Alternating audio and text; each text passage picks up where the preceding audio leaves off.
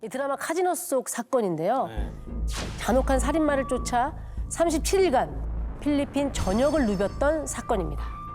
37일 동안 필리핀 전역을 쫓아다녔다는 거예요? 와, 어떤 사건인 거죠?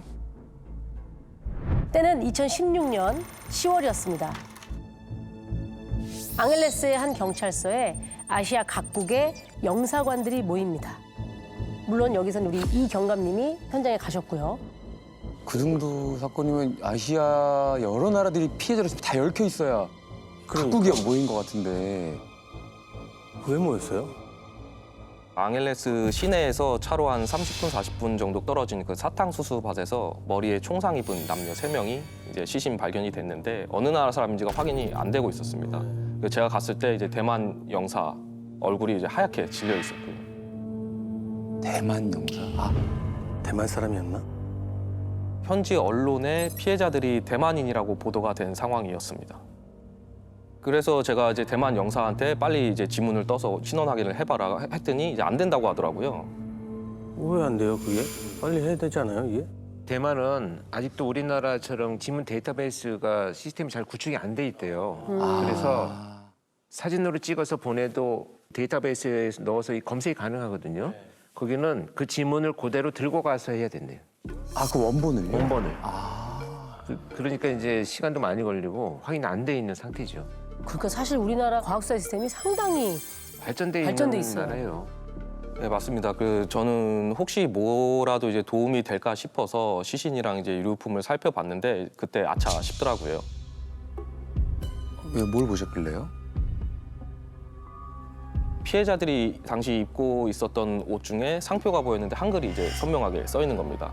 아유, 그러면 근데 뭐 한국 제품이 워낙 지금 세계적으로 많이 알려져 있기 때문에 한국 제품을 사서 입을 수도 있는 거잖아요.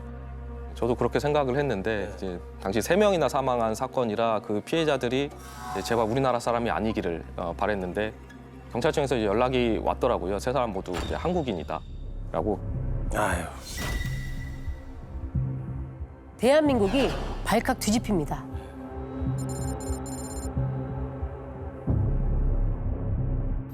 필리핀에서 또다시 한국인 3명이 총격을 받고 피살된 채 발견됐습니다. 필리핀에서 한국인 피살 사건이 잦은데 올해 들어 벌써 6명이나 숨졌습니다. 6명? 아, 저기서 발견된 거야. 또다시 우리 국민이 희생되면서 현지 치안에 대한 불안이 증폭하고 있습니다. 아, 그렇게 저렇게 기사까지 나고 또 해마다 늘어난다 그러면 도민분들은 너무 불안할 것 같아요. 너무 불안하죠. 네. 너무 불안하죠. 네. 그럼 이전에 사망한 분들은 누구였습니까? 관광객이었나요? 각각 벌어진 사건인데 다 현지 교민이었습니다. 그래서 청부 살인 사건으로 추정이 되는데 이제 범인을 다 잡진 못했고요.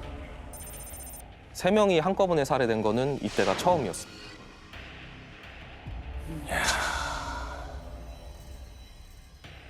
교민도 충격이었겠지만은 경관님도 부담이 엄청 됐겠죠. 그렇죠. 그냥 해결을 해야 되니까. 그렇죠. 한국 경찰은 어떻게 보면 대표에서 계신 거니까. 그래서 그때 파견 근무가 한 3개월쯤 남았을 때였는데 현지 수사 속도가 워낙 또 느리다 보니까 자칫하면 해결 못하고 돌아가야 될 수도 있겠다. 그래서 바로 이제 본청에 지원 요청을 했습니다. 네.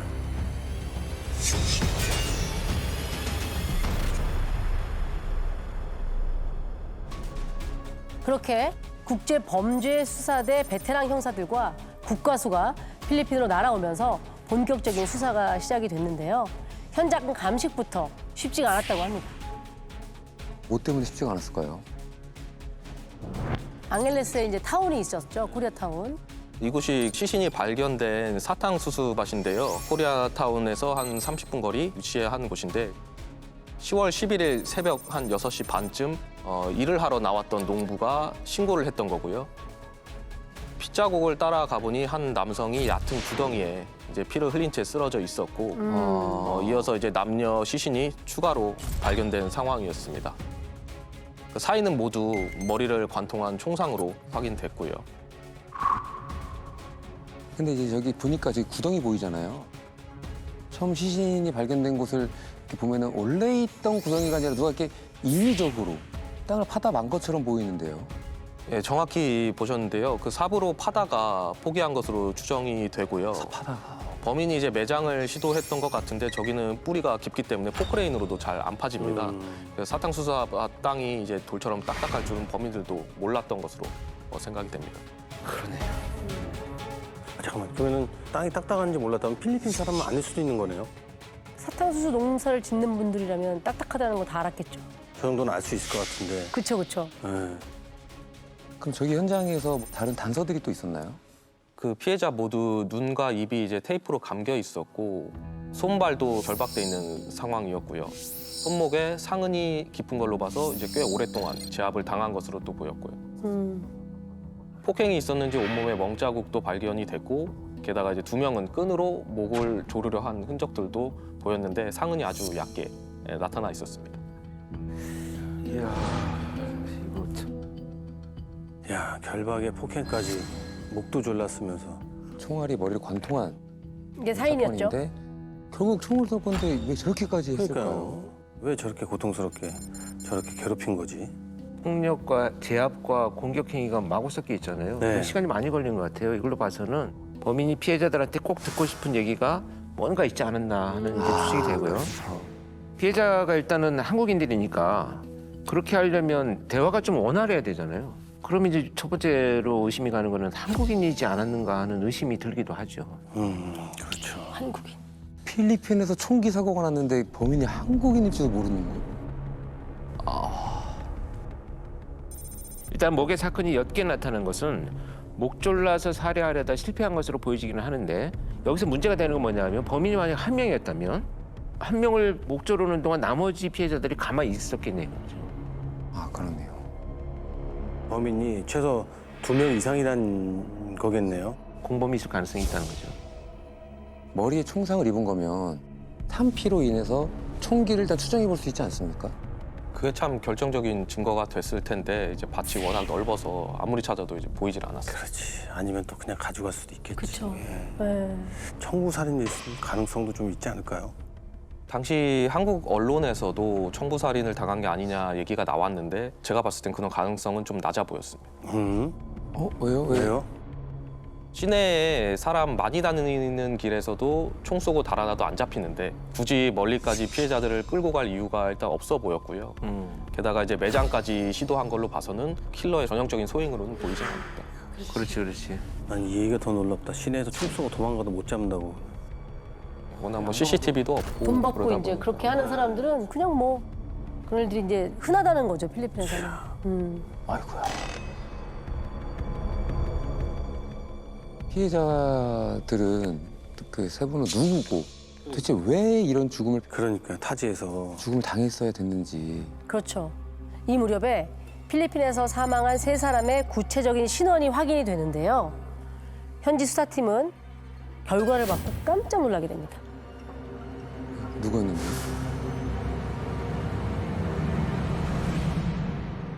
세 사람은 한국에서 회사를 운영하던 그 간부들이었습니다. 그 2달 전에 필리핀으로 입국한 걸로 확인이 됐고요. 2달 정도 필리핀에서 살았다는 얘기잖아요. 네. 회사는 어떡하고요, 그러면? 당시 이제 150억대 투자 사기 혐의로 고발당해서 도피 중인 것으로 확인됐습니다. 사기친 150억을 빼돌려서 필리핀으로 뜬 거예요. 그렇게 이제 추정을 하고 있고요. 네. 당시 이제 다단계 회사였습니다. 원금을 돌려줄 시기가 되자 이제 잠적한 상황으로 보이고요. 다단계에서. 그러다 보니까 사망자들을 노린 사람들이 오히려 좀 많았겠네요, 그러면. 예, 그 부분도 이제 감안을 했었고, 근데 이제 이 사람들이 필리핀까지 흘러 들어온 건 알려지지가 않았었습니다. 제가 사망한 이들의 사진을 들고 교민들한테 물어보고 다녔는데 알아보는 사람이 거의 없었거든요. 그래서 숨어 지냈던 걸로 추정이 되더라고요. 그렇지. 노출되면은 타깃이 될 수 있고. 타겟이 될 수 있으니까 돈 빼돌리고 숨어 지냈구나. 그쵸. 그죠? 네. 네. 근데 한창 탐문을 하다 보니 이 3사람과 같이 다니던 남자를 알고 있다는 사람이 나타났습니다. 그게 누구라고 합니까? 그 호텔 카지노에서 테이블 몇 개 임대해서 운영하는 이 박 씨였는데 박 씨가 2달 전쯤에 사진 속 인물들하고 같이 살 집을 구하러 다녔다는 얘기를 들었습니다.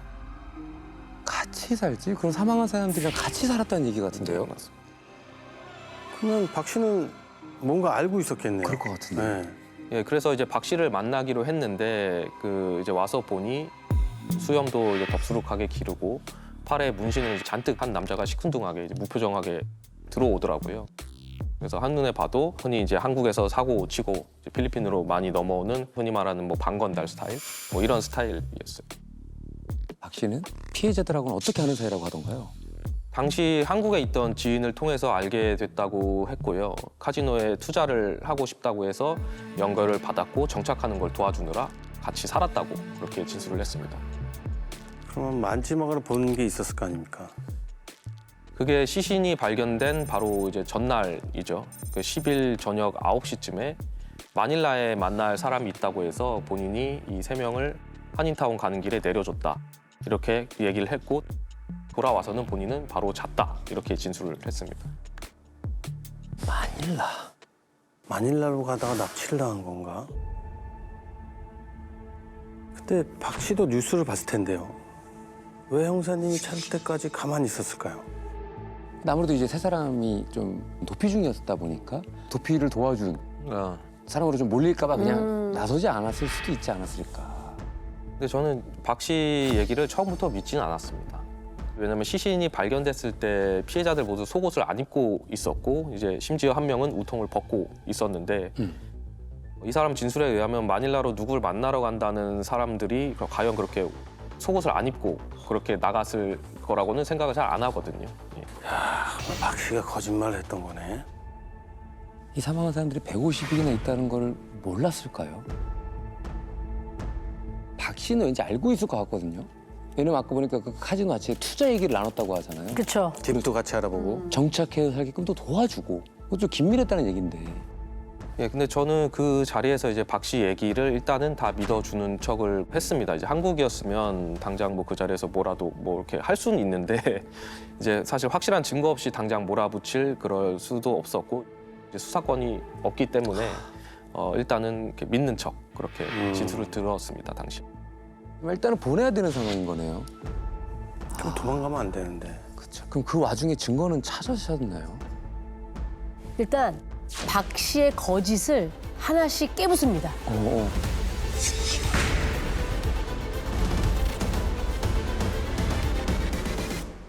가장 먼저 세 사람을 마닐라로 데려졌다는 그 시각 이후에 박 씨의 진짜 행적을 찾아냅니다. 네 사람이 같이 살던 곳이 한인들이 잘 살지 않는 그런 주택 단지였어요. 아무래도 도피의 그 성격이 있다 보니까 정문에서 24시간 차량 출입을 기록하고 있어서 확인을 해봤더니 밤새도록 박 씨 차량이 계속 들락날락 하고 있었어요. 아까 전에 왜 그 데려서 찾다 그랬잖아요. 그렇죠. 거짓말이었던 거예요. 또 어딘가 갔다 왔다 갔다 한다는 거네. 왜 밤새 왔다 갔다 했을까요?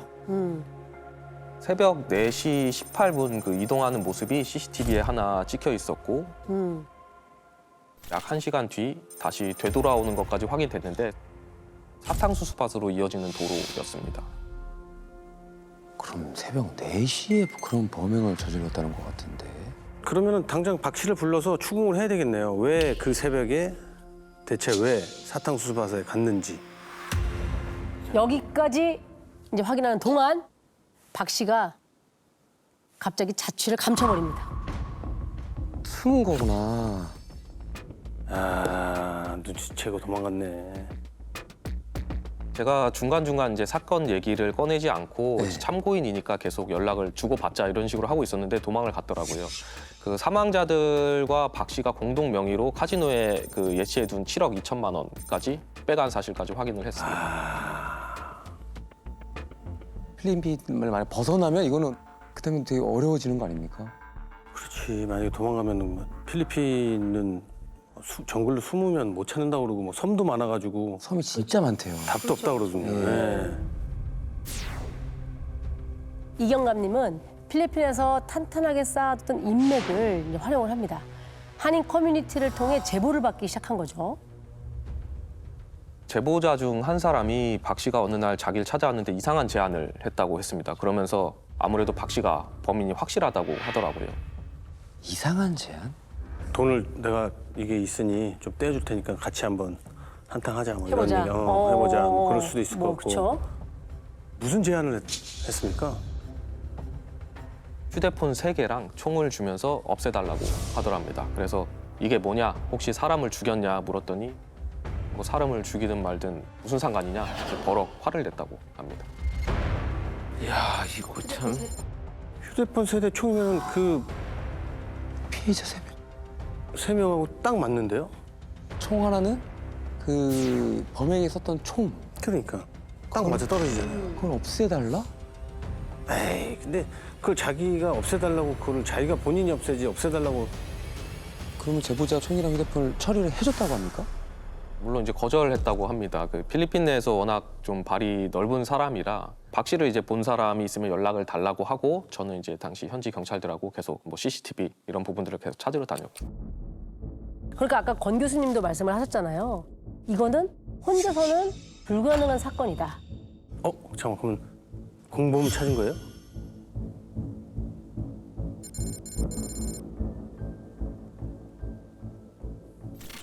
시신이 발견된 그날 오전 7시 반경에 그 한인타운에서 박 씨 차량이 찍혀 있었는데, 아, 쟤 박씨구나. 박 씨 차에서 또 다른 남성이 내리는 겁니다. 조수석에서 내렸네요. 한 명이 더 있죠? 모자를 쓴? 아, 아까 전에 그 CCTV에서 4시 넘어서도 계속 왔다 갔다 했고, 신고 들어온 게 6시 반인데 지금 7시 반이니까 그쵸. 범행 저지르고도 계속 그냥 밖에 돌아다닌 거네요. 맞네. 누구지? 일단은 그러면 형사님은 저 남자가 공범이라고 생각하시는 거예요? 다 같이 함께 살던 집에 이제 감식 결과가 나왔는데, 사망한 3사람과 박 씨 외에 또 다른 한국인 지문이 이제 콜라캔에서 발견이 됐고요. 이제 신원을 확인하고 이제 출입국 기록을 보니까 사건 발생 일주일 전에 필리핀으로 들어와서 시신 발견 이틀 뒤에 이제 한국으로 돌아간 것으로 나왔어요. 타이밍이 와. 절묘한데. 집에서 지문도 나오고. 전에 왔다가 지문 남기고 끝나고 돌아가고. 그러면 그 사람이 한국으로 돌아갔다면 신원만 딱 정확하다면 한국에서는 바로 잡을 수 있잖아요. 그렇죠. 자, 지금부터 공범으로 추정되는 저 모자 쓴 남성, 저분을 이 씨라고 부르겠습니다. 이 형사님이 CCTV와 지문 결과를 한국으로 보내면서 국제범죄수사팀이 이 씨를 바로 체포합니다. 오. 야, 그러면 이 씨가 범행을 인정했나요? 아니요, 그 아는 형이 바람 쐬러 오라고 해서 필리핀을 갔던 거고, 본인은 사탕수수밭은 간 적도 없다 이렇게 발뺌을 했고요. 지인 결혼식 때문에 일찍 귀국을 했다 이렇게 진술을 했었습니다. 야, 일단 발뺌만 하면 일단 되는 줄 알고 있는 것 같은데. 일단은 박 씨만 잡으면 이제 끝이기 때문에. 그렇죠. 예. 그 공범 이 씨가 범행을 부인한다는 소식을 전해 듣고 이제 박 씨를 꼭 잡아야겠다라는 의지가 또 새삼 또 타오르더라고요. 예. 그때 드라마 카지노 그 감독님을 연결해줬던 바로 그 사람에게서 연락이 옵니다. 지금부터 그 사람을 차 씨라고 부를게요. 차 씨가 연락을 왜 했을까요? 박 씨를 찾아서 연락을 한 거 아닐까요? 박 씨를 찾아낼 방법을 제안을 하더라고요. 아, 제안. 어떤 제안이었죠?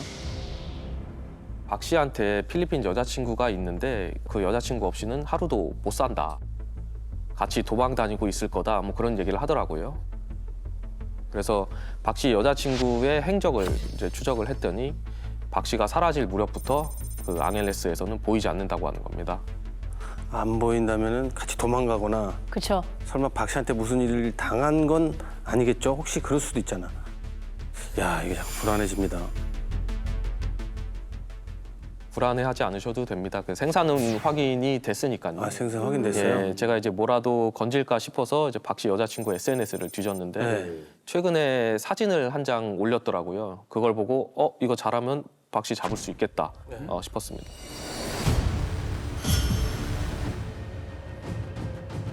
뭐가 올라온 건데요? 뭘 본 건데? 뭔가가 확실해야 될 텐데. 수영장이나 뭐 어디 그런 알만한 장소에서 찍은 사진이 올라왔나? 예리하신데. 자, 그 박 씨 여자친구의 SNS 사진입니다. 저거 어떻게 알아? 아까 박 씨가 문신이다 그랬잖아요. 그렇죠. 그러니까 여자친구 SNS인데 박 씨가 보인 거네. 박 씨하고 같이 있는 거네, 그러면. 맞습니다. 문신을 보는 순간에 이제 한눈에 알아보겠더라고요. 야, 차 씨가 아주 결정적인 정보를 줬네요. 예, 그때부터 이제 수시로 박 씨 여자친구 SNS를 확인을 했는데요. 예.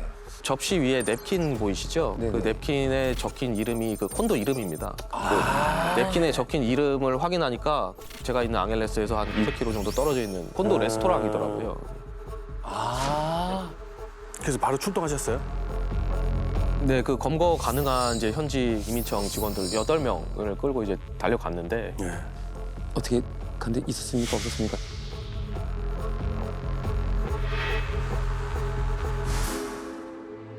한 발 늦었습니다. 저희가 도착하니까 바로 전날 체크아웃했다고 이미 다른 곳으로 튀었더라고요. 그래서 그 후로 계속 이제 SNS만 뜨면 필리핀 동서남북 안 가리고 일단 갔는데 다 허탕을 쳤습니다.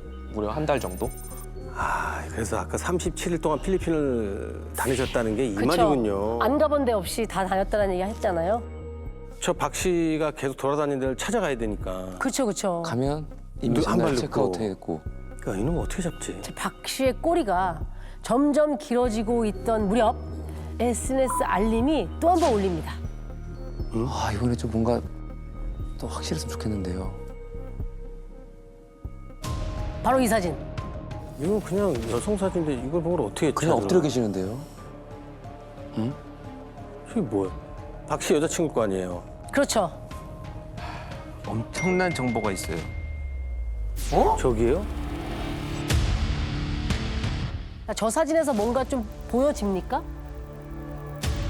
저기에 만약에 침대면 저 침대뽀만 쓰는 호텔이 있을 수도 있잖아요.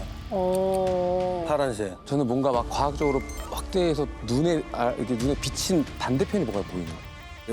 눈에 비치는. 비친? 네. 뭐 빛에 비친? 뭐 그런 건가? 저를 봐서는 저거 사진 보고 도대체 뭘 보신 거예요? 그 여자 뒤에 이 커튼 보이시죠? 네. 그 사진 속에 저 커튼을 보고 이게 어디일까 이제 수소문 하던 중에 마침 또 차 씨가 박 씨가 마닐라의 모 콘도에 있다는 얘기를 흘리더라고요. 네. 차 씨가 결정적일 때마다 도움을 주네요. 네. 예, 이제 그 얘기를 듣고 혹시나 해서 이제 바로 달려갔더니 이제 방이 한 1000개가 넘는 콘도였습니다. 그리고 다행히 이제 복도 창문으로 커튼이 보이는 구조라 일일이 돌아다니면서 같은 커튼이 있는지 이제 찾아다녔고요. 커튼 무슨 일을 보고 찾아다닌다는 게 이게. 이거 잡으셨나요? 잡았어요?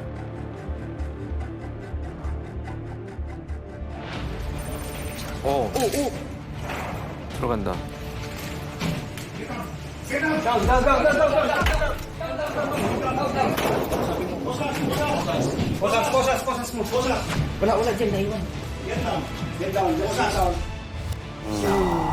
야.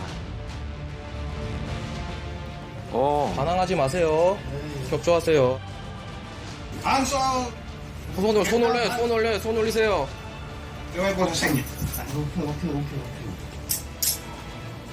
SNS에 올라왔던 그 침대포죠. 그러네. 이렇게 해서 검거합니다. 잡았어요. 대단하시다. 네. 대체 피해자를 왜 죽였던 거예요? 일단 뭐 발뺌부터 했죠. 이 씨 그렇겠죠. 이름을 대면서 뭐 이 씨가 한 거다라고 말을 했고요. CCTV를 들이밀었더니 사탕수수밭에 간 건 이 씨가 그 사고 친 걸 본인은 이제 수습하러 갔던 거다. 뭐 이렇게 주장을 하고요. 이 씨가 죽였다고? 아 근데 왜 도망을 가 계속해서. 말이 안 되지. 이 씨가 당시 1억 가까이 빚이 있어서 돈을 노리고 사고를 친 거다. 이렇게 주장을 했습니다. 공범이 이 얘기를 들으면 가만히 있지 않을 것 같은데요. 이제 또 이제 서로 이제 그럼. 예. 공범끼리 막 난리가 나잖아요. 뭐야 그쵸. 이러면서. 네. 다음 날 한국에서 연락이 왔습니다. 공범이 자백했다고. 씨가 잡혔으니까. 그렇지. 가만히 있을 리 없지. 근데 갑자기 마음을 또 바꿨네요. 그래도 박 씨 잡혔다는 이유 하나로. 이제 보나마나 이 씨가 이제 박 씨가 체포됐다는 얘기를 듣고 먼저 배신하고 자백을 했을 것이다. 이렇게 생각했을 가능성이 높아 보이죠. 한 발 늦으면 다 뒤집어쓰고 그렇죠, 자기 그렇죠. 진술을 이제 안 믿어줄 거다 이렇게 생각을 하기 때문에 공범이 있는 경우에는 믿지 못해서 무너지는 경우가 많습니다. 한 방에 무너지는 거예요. 끼리끼리네요. 끼리끼리야. 이 씨는 뭐라고 자백을 하던가요? 박 씨가 먼저 제안을 했다고 합니다. 그 사람 하나 처리하려고 하는데 끝나면 1억을 주겠다. 박 씨의 새로운 직원인 척하면서 그 집에서 같이 지냈다고 했습니다. 직원이죠. 누구 말이 맞는 거예요?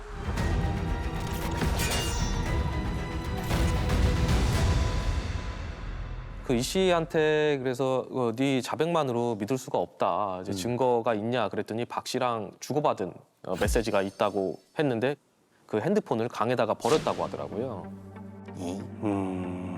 그게 자기를 좀 지켜줄 수 있고 박 씨가 시킨 거라면 진짜로 끝까지 갖고 있어야 되지 않아요? 그걸 왜 버려? 그럼 이제 어떻게 해요? 찾았습니다. 찾았어요? 예, 장수구 동원에서 네. 강을 샅샅이 뒤져가지고 바닥에 갈아 있었던 핸드폰을 찾았습니다. 대단하신 거예요. 대단하다. 결정적인 증거들은 진짜. 왜 다들 가만히 있어주는 걸까? 그걸 진짜. 이제 찾아라 이거죠. 네. 다이 그게 있는 것 같아, 진짜. 그게 있는 것 같아. 네. 있어. 희한해. 정말 네.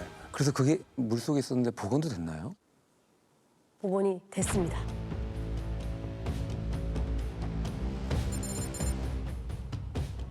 (10월 10일입니다) 형님, 둘 다 문을 잠궜는데 정말 이거 해야 합니다. 어떻게 해서라도 할 거고요. 지금 문 여니까 잠겼네요. 정말 하루만 더 시간을 주시면 안 될까요? 준비 다 하고 문 열었던 겁니다. 정말 장전하고 문 열었습니다. 믿어주십시오. 그래야 내일 하자. 죄송합니다. 정말 잘하겠습니다, 형님. 내일은 정말 실망 안 시키겠습니다. 그래야 일찍 자. 카톡 지워. 이 씨가 쩔쩔 매는 것 같은데요. 이거는 이제 박 씨가 이 씨를 시키는 거잖아요, 다. 10월 11일 비 엄청나게 온다. 날씨도 덥네요. 기다리고 있습니다.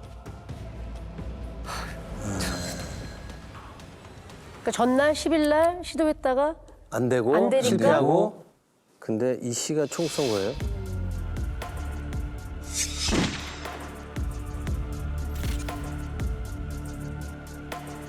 박 씨가 사주를 했고요. 이 씨가 총을 쏘기로 했는데 네. 예, 막상 이제 실행하려고 하니까 이제 겁이 나더랍니다. 그래서 박 씨가 이러면 돈 못 준다 이렇게 얘기를 하니까 곧 한다, 할 수 있다, 기다려 달라 이렇게 애원하는 상황으로 보이고요. 그러니까 지금 이렇게만 봐서는 그래서 누가 살인했는지는 모르겠어요. 그쵸. 예. 근데 이제 저희가 진짜 살해범이 누군지 이제 밝혀냈습니다. 밝혀냈어요. 진짜요? 박 씨예요, 이 씨예요? 아니 공범이 또 있나? 박 씨가 도피할 때 네. 필리핀 운전수를 썼는데 박 씨가 도로에서 갑자기 차를 세우라고 하더니 그 풀숲으로 뭔가를 이렇게 던졌다라고 하더라고요. 그 풀숲에서 그 발견된 그 가방 안에서 45경 권총 한 자루하고 총알, 탄피를 이제 저희가 확보를 했죠. 아까 탄피. 그렇죠. 그걸 다 들고 다닌 거잖아요, 본인이. 그러니까 현장에서 안 나온 거고. 그렇죠. 근데 그 박 씨가 총을 쏜 증거는 아니잖아요. 그냥 버린 거지. 그렇죠. 이제 일단 이 씨가 뒤처리를 부탁했다. 이 맥락으로 쭉 주장할 수 있는 이런 상황이 된 거죠. 그렇죠. 살인을 직접 한 거는 이 씨고 네. 나는 뒤처리를 했다. 그렇죠, 그렇죠, 이렇게 그렇죠. 얘기할 수도 있는 네. 거죠. 그 이 씨를 체포했을 때 집 압수수색을 했는데 시신 발견된 날 아침에 한인타운 주차장에서 둘이 찍혔던 그 CCTV랑 똑같은 옷과 가방이 있었습니다. 그래서 국가수에 분석을 맡겼더니 아주 극소량의 화약 성분이 검출이 됐습니다. 야, 이거는 사실 직접적인 증거가 될 가능성이 있어요. 왜냐하면 지금 이 씨한테서 극소량이 나왔던 건 직접 쏜 게 아니고 근거리에 있을 경우에 화약이 분사되면서 옆에 묻었을 수 있다는 거거든요. 그러니까 어쨌든 그 총이 발사되는 장소에 있었다는 거잖아요. 박이네요. 본인이 제안했지만 실행도 결국에 본인이 한 거네요. 결국에는 돈 때문이었겠죠? 이제 셋 다 필리핀에 연고도 없고 뭐 인터폴 수배도 걸려 있으니까 전부 죽이고 투자금을 가로채도 뭐 문제가 없겠다 그렇게 해서 계획을 한 것으로 보입니다. 자, 그러면 이제 모든 게 밝혀진 것 같은데 처벌은 어떻게 됐나요? 공범이 현재 이제 강도살인 및 사체 유기로 30년을 그 선고를 받았습니다. 박 씨는요? 박 씨는 네.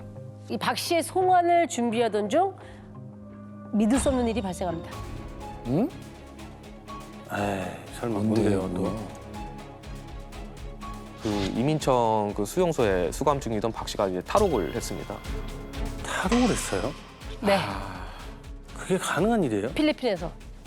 필리핀은 사실 뭐 돈이면 많은 일이 가능하거든요. 제가 이런 일이 우려가 돼서 이제 하루빨리 송환을 하려고 했는데 이제 일이 터져버린 거죠. 아, 맥 빠진다. 그 추적 끝에 이제 한 번 더 검거를 했는데 또 탈옥을 했습니다. 에? 그래서 지명수배를 때려놓고 저는 파견이 종료돼서 돌아왔는데 3년이 지나도 검거 소식이 없었습니다. 탈옥이 아니라 그냥 나간 거네, 이거는. 네, 다 잡아놓고. 그렇게 봐야 되겠죠. 네. 어떻게 이럴 수가? 난 2번 탈옥한 게 대박인 것 같아요.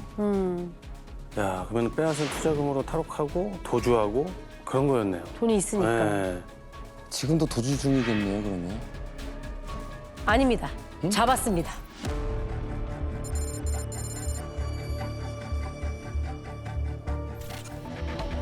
Naaresto ang isang Koreano na wanted para sa tatlong counts ng murder sa Laguna. Ang suspect, Evo warrant to Pares, ha?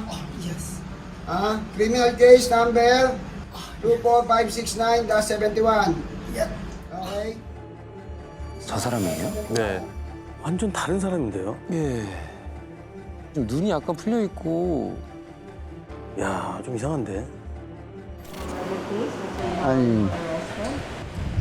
I only little can understand English. 박학렬 본명이에요? 박 씨 본명이에요? 박학렬. 우리는 본명 같은 거 잘 얘기 안 하잖아요. 우리 프로에서는 잘 안 네. 하죠. 이 박광렬이 누구냐면 텔레그램에서 국내에 마약을 유통시키던 장본인입니다. 마약왕 박광렬 이렇게 뉴스에 엄청 많이 보도가 됐어요. 아, 유통을 했구나, 전세. 맞아요. 야, 지금 한국에 그 마약이 계속 너무 문제잖아요. 문제가 많이 되고 있잖아요. 네. 그 박 씨가 이민청 그 수용소 수감 중에 흔히 말하는 이제 동남아 3대 마약왕 중에 한 명을 만나면서 이제 유통을 손을 댄 것 같고요. 이제 필리핀에서 수감 중인 이제 최근까지도 국내 마약을 계속 그 팔고 있는 정황이 포착되고 있는데 그 규모만 수백억 원대로 추정이 되고 있고요. 살인에 마약에. 사실 제가 필리핀에 있을 때 그 박학렬 씨가 이제 교민들 사이에서 특별한 존재감이 있는 그런 사람은 또 아니었는데 네.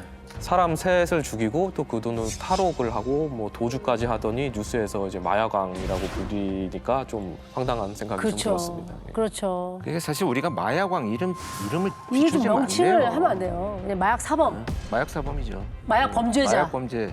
마약 마약 사범이. 범죄자라고 해야죠. 내가 봤을 때 그 투자금 다 빼돌려서 시드머니로 쓴 것 같아요. 필리핀에서 형이 얼마나 받았길래 지금 못 오고 있는 거예요? 셋을 살해했잖아요. 네네. 그 혐의로 60연형을 받았습니다. 60년 필리핀에서만.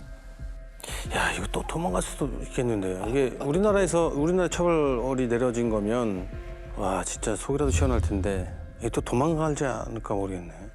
우리가 잊고 있는 게 하나 더 있어요. 투자 사기로 피해를 본 분들도 그분들의 돈을 박학렬이가 다 쥐고 있는 겁니다. 지금 피해자를 다 살해했기 때문에. 그 피해 구제가 전혀 안 되고 있다는 거죠. 아, 필리핀에 있기 그렇죠. 때문에. 교도소라고는 하지만 저 전화도 걸고 사실 우리가 생각하는 수감 생활보다는 훨씬 나은 생활을 하고 있어요. 굳이 필리핀에서 좀 중형이 나오더라도 거기 있는 게 한국에 오는 것보다는 박학렬 입장에서 훨씬 낫지 않나 이런 생각을 합니다. 그 안에 또 수감 생활은 또 다르군요. 뉴스에서 한번 본 것 같은데 편안하던데요. 그러니까요. 생각할 거 다 하는 것 같은데. 아무래도 이제 필리핀 정부가 임시로 그 인도 조치를 해주면 이제 박학렬을 불러다가 이제 국내에서 죗값을 물을 수 있는 상황이라서 법무부가 계속적으로 범죄인 인도 요청을 하고 있긴 합니다. 이제부터가 계속 지켜봐야 되는 상황이고. 그렇죠. 앞으로 어떻게 되는지 계속 저희가 좀 봐야겠네요. 맞아요. 범인이 무려 2년간 인천과 경기도 지역을 돌아다니면서 연쇄, 강도, 강간 사건을 저질러서 수도권 일대 형사들을 긴장하게 했었는데요.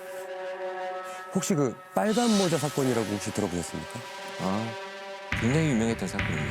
근데 이게 내용을 들어가 보면은 최악의 악질적인 연쇄 성범죄 사건 아닙니까? 그렇죠. 네. 정말 더럽고 너무 추악하고 막 그런 걸로 저 네, 알고 네, 있거든요. 네, 네. 맞아요. 그 드라마에서 제가 소재가 돼서 본 것 같은데요? 맞아요. 거기에도 초반에 그걸 이제 자들. 모티브로 해서 사건이 나온 굉장히 유명했던 사건입니다. 그러니까 그 놈을 지금 형사님이 검거를 하신 거잖아요. 그렇죠. 예. 어떤 과정으로 어떻게 잡으셨을지가 상당히 궁금합니다.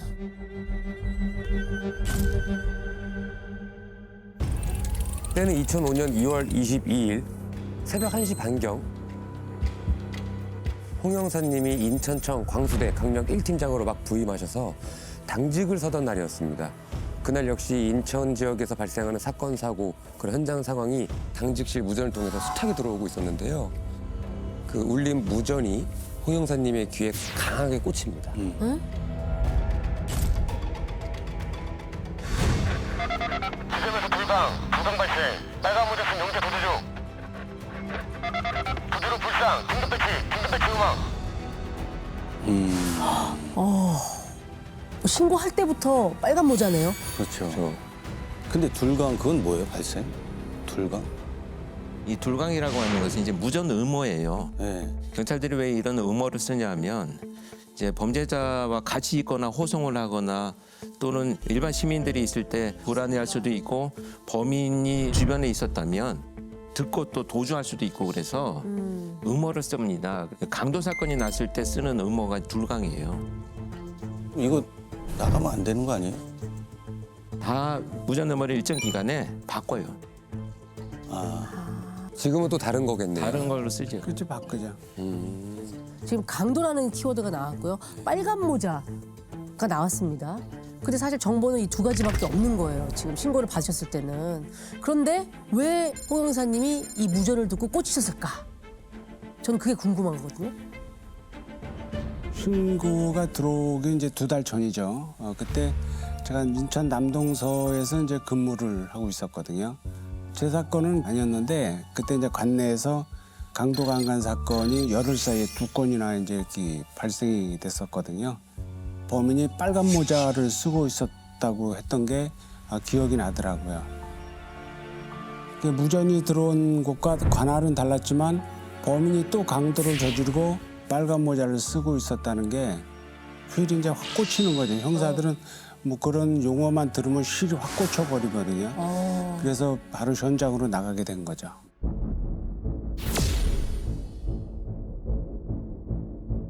현장은 어떤 상황이었나요? 사건이 벌어진 주점은 미추홀 지역이었거든요.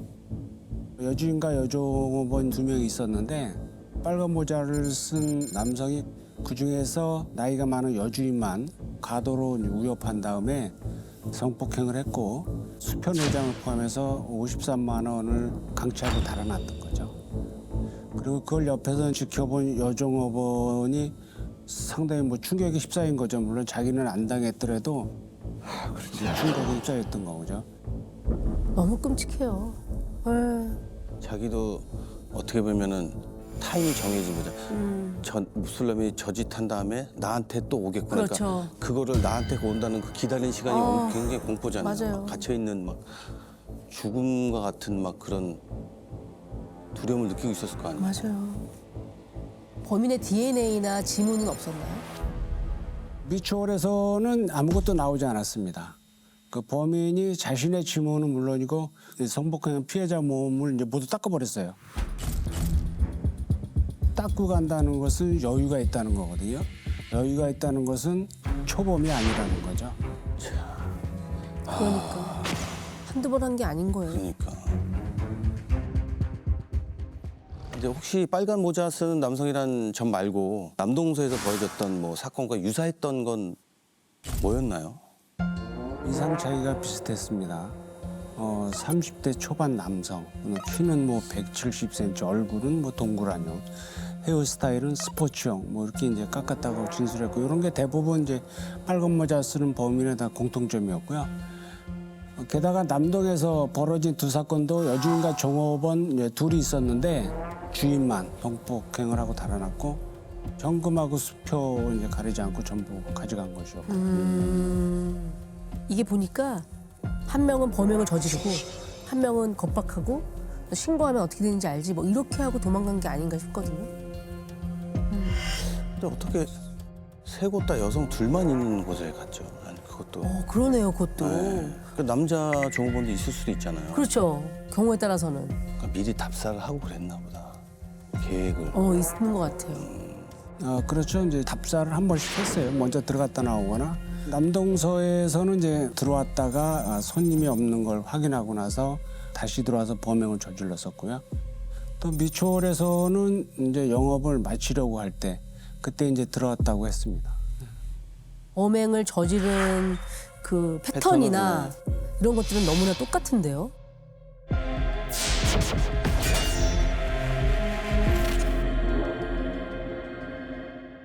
제가 결정적으로 이상하게 생각했던 것은 남동에서는 열흘 만에 2건이나 저질렀던 놈이 2달 만에 미추홀에서 범행을 한 건만 저질렀을 것 같지가 않더라고요. 왜냐면 2달 동안 공백을 둘 리가 없거든요. 그래서 제가 혹시나 하고 이제 인천에 있는 이 형사들한테 이제 전화를 해봤던 거죠. 혹시 관내에 새벽 시간 주점에서 벌어진 강도 강간 사건이 있는지요? 그랬더니 이제 모자색은 회색, 흰색 조금씩 달랐는데 몇 건이 띄엄띄엄 있었더라고요. 빨간 모자가 워낙 강렬해서 그게 인상적이었던 거지 빨간 모자만 꼭 쓴 건 아니었던 모양이네요. 그렇죠. 예. 근데 그렇게 보자면은 다른 사건으로 보였을 수도 있었을 것 같은데. 그래서 이게 얼마나 되던가요? 홍 형사님은 이제 남동서에서 벌어졌던 2004년 12월을 기점으로요. 최근 미추홀 사건이 벌어졌던 시기까지 인천 지역에서 새벽 시간 주점을 노린 강도 강간 사건을 추가로 확인을 합니다. 그런데 이제 석 달 사이에 무려 6건이나 더 나오게 된 거죠. 6건이요? 네네. 남동 사건이랑 미추홀 사건까지 합치면 이거 9건 정도 되는 거 아니에요? 그렇죠. 인천에서만, 뭐 지역에서만. 근데 특이한 것은 2004년 12월 한 달에만 7건이 집중적으로 이제 이렇게 발생을 했는데요. 그 중에 하루에 2번, 그것도 이제 45분 만에 비슷한 사건이 또 다른 동네에서 또 난 겁니다. 어머. 확신되는 거예요. 이놈이 차를 타고 이제 먼 거리를 드나들면서 범행을 저지르고 있구나. 야, 다른 지역까지 생각을 하신 거잖아요. 아니 근데 어떻게 경찰에 한 번도 안 잡혔을까요? 일단 현장에서 이제 지문이 이제 나오질 않았고요. 또 사건 기록을 보니까 손님을 가장해서 술을 시켜 마신 적도 있었는데 범행 직전 물수건으로 흔적을 이제 전부 지우게 된 거죠. 치밀하네. 상당히 치밀하게 이제 범행을 했던 그러니까요. 겁니다. 지문이나 그런 모든 흔적은 이제 신원 파악이 바로 되니까. 그렇죠. 동네를 옮겨다니면서 범행을 저지르다 보니까 이제 관할서가 다 달라서 동일범의 소행으로 파악이 안 됐던 상황이었어요. 또 새벽 시간대라 뭐 목격자도 없었고 그때 당시 CCTV가 이제 별로 없었고요. 2005년도 즈음이니까. 그다음에 모자색이 달랐다고 했지 않습니까? 그냥 한 번은 빨간 모자, 또 한 번은 회색 모자를 쓰고 들어오기도 이제 했고요. 근데 게다가 좀 이상한 건요. 2004년 12월 29일 이후부터 그 해를 넘긴 2005년 1월 29일까지 한 달 동안 인천에서 단 한 건의 사건도 발생하지 않았습니다. 한 달이나 범행을 멈췄다고요? 아니 어떤 날은 하루에 2건도 저질렀던 녀석인데. 동네도 옮기다니면서. 네. 한 달 동안이나 범행을 멈췄다면 무슨 일이 있었을까? 이런 경우에는 한 달에 7건을 저질렀던 범죄자가 갑자기 멈출 수는 없거든요. 그래서 지역을 이동하는 경우들이 있어요. 그래서 다른 지역으로 옮겨갔을 가능성이 높습니다. 맞습니다. 이제 그래서 저희도 수사 범위를 이제 넓혀가지고 인천과 이제 가까운 수도권 일대 그 지역을 점점 넓혀가면서 경찰 내부망에 이제 비슷한 사건이 올라와 있는지 이것을 확인해봤습니다. 사실 단어가 수도권이지. 진짜 지역적으로 보면 그걸 다 어떻게 그걸 언제 다 어떻게 확인을 어떻게 다 확인합니까? 확인해요? 근데 저희 이제 경찰망에 이제 수법조회라는 게 있어요. 그게 있는데 이제 새벽 시간, 그다음에 강도, 강간, 주점 이렇게 이제 키워드를 먼저 모으다 보니까 범인이 이제 식칼이랑 과도 두 가지를 번갈아 가면서 쓴 것이 확인이 됐고요. 그 중에 남동이랑 미추홀에서 피해자들이 목격했던 범인이 170cm 키에 그다음에 30대 초반이라고 진술했던 걸 인상 차이가 이제 나와 있는 사건들을 모아봤어요. 2003년 4월부터 2005년 3월 초까지 유사 사건으로 추정된 게 이제 무려 39건. 39건이나 나왔어요. 2년 동안 39건?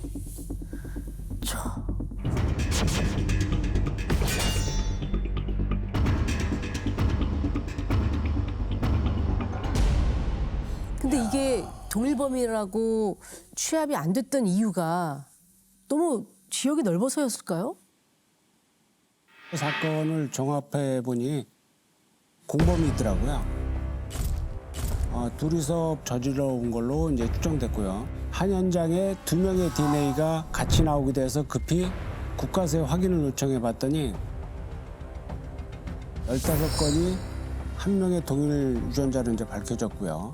공범의 DNA도 3건이나 있었습니다. 2003년 7월을 기점으로 해서 혼자서 단독 범행을 쭉 이제 저질러 온 걸로 추정됐고요. 같은 현장에서 둘이 몹쓸 짓을. 그러니까 이제 완전 다른 사건으로밖에 볼 수가 없었겠죠? 어떤 건 DNA가 2개가 나오고, 어떤 건 뭐 하나만 나오고 이랬으니까. 결국 단독으로 이게 뭔가 폭주를 한 거네요. 뿔뿔이 흩어져 있던 사건들을 다 모은 홍 형사님이 드디어 지도를 펼칩니다.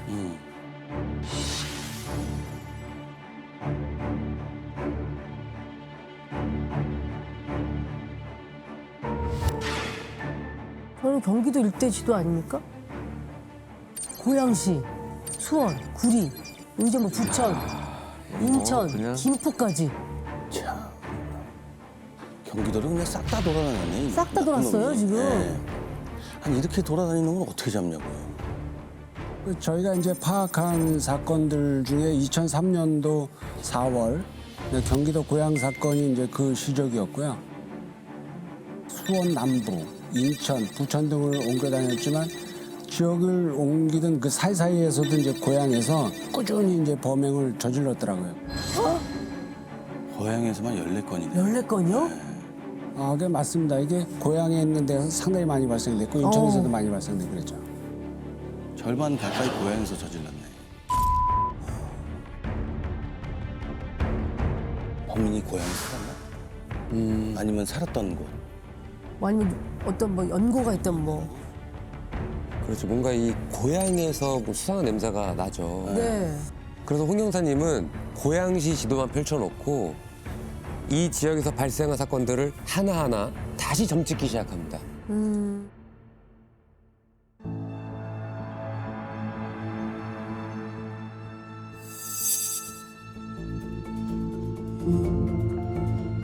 그런데 여기서 예상치 못하게 아주 결정적인 범인의 패턴이 발견이 됩니다. 그래요? 결정적인 패턴이요? 뭐였을까요? 고향에서?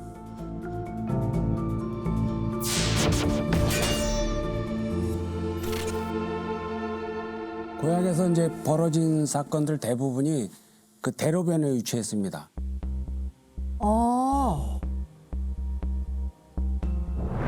근데 왜 하필 대로변일까? 어떻게 바로 출동해서 경찰을 그렇게 빨리 따돌릴 수 있었을까? 이렇게 생각을 해봤어요. 네. 고향의 지도를 보고 있는데 딱 이게 보이는 겁니다. 아니요. 뭐가 보였다고요, 형사님 눈에? 대로변인 것도 말씀하시니까 알았지. 뭐가 보였을까요? 고양 아이씨. 고양 아이씨? 저거는 순환고속도로의 그 인터체인지거든요. 그렇죠. 나들목? 근데 저게 무슨 상관이 있다는 거예요? 고향에서 발생한 사건들 현장이 고양 아이씨에서 10분 내의 거리였습니다.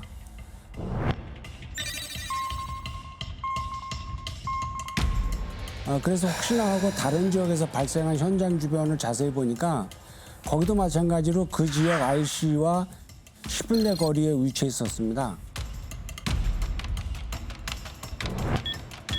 그래서 이제 선을 쭉 그어봤는데 이게 나오는 겁니다. 아, 그러네. 김포, 인천 지역, 판교 있는 데는 수원 지역이니까. 그때 선본과 판교가 다 연결되어 있잖아요. 구리, 의정부.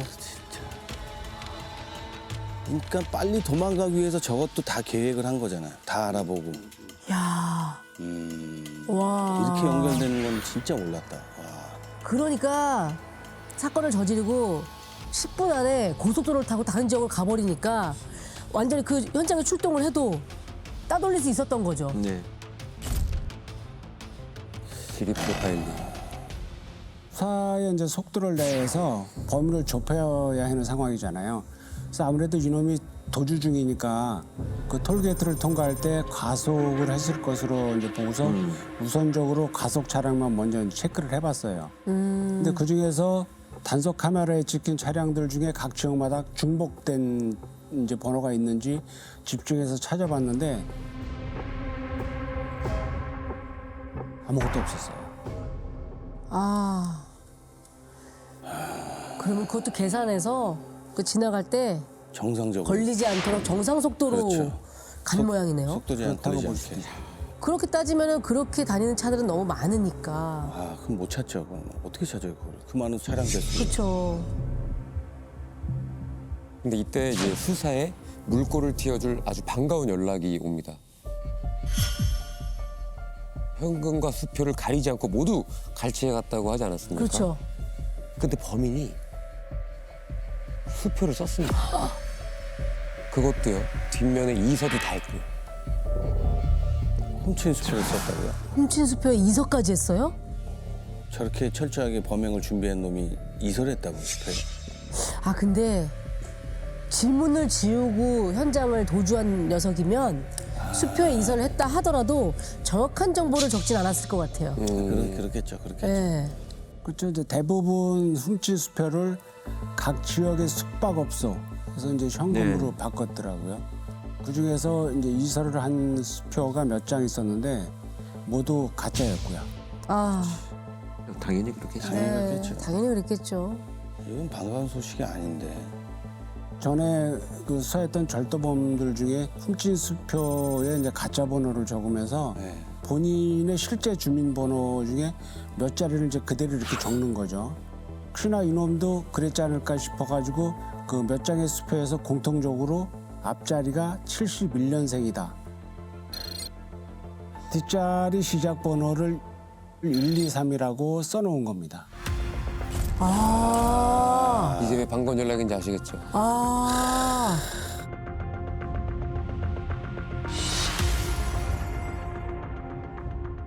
그 공통점을 찾아내신 거네요, 출연해. 그것도. 주인공 뒷자리면 출생 지역 같은 거 나오잖아요. 그렇죠. 이게 다들 알다시피 이제 뒷자리 첫 번째 숫자는 이제 성별로 구분을 하는 거고요. 네. 이어지는 네 자리 중에 두 번째와 세 번째 자리가 출생 신고를 한 시도별 지역 번호고요. 네 번째와 다섯 번째 번호가 주민센터 고유 번호거든요. 2, 3이면 범인은 경기도에서 출생 신고가 됐다는 건데 지금 네 번째까지만 특정된 걸 보면 여러 지역에 나왔을 걸로 보입니다.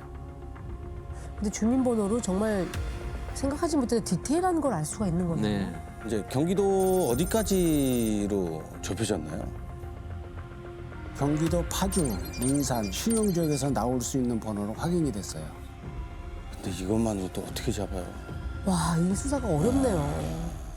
이 광범위한 범위 안에서 단서를 조금씩 찾아서 좁혀가는 과정이 보통 일이 아닌 것 같아요. 그렇죠. 네. 그러니까 확실하지 않을 수도 있고. 그렇죠. 이걸 어떻게? 그럴 수도 있죠. 하지만 우리 홍 형사님은 펼쳤던 지도에서 다시 한번 확신을 아예 가져버립니다. 확신을요? 파주, 문산, 시흥. 그 가운데 정말 범인이 있다고요?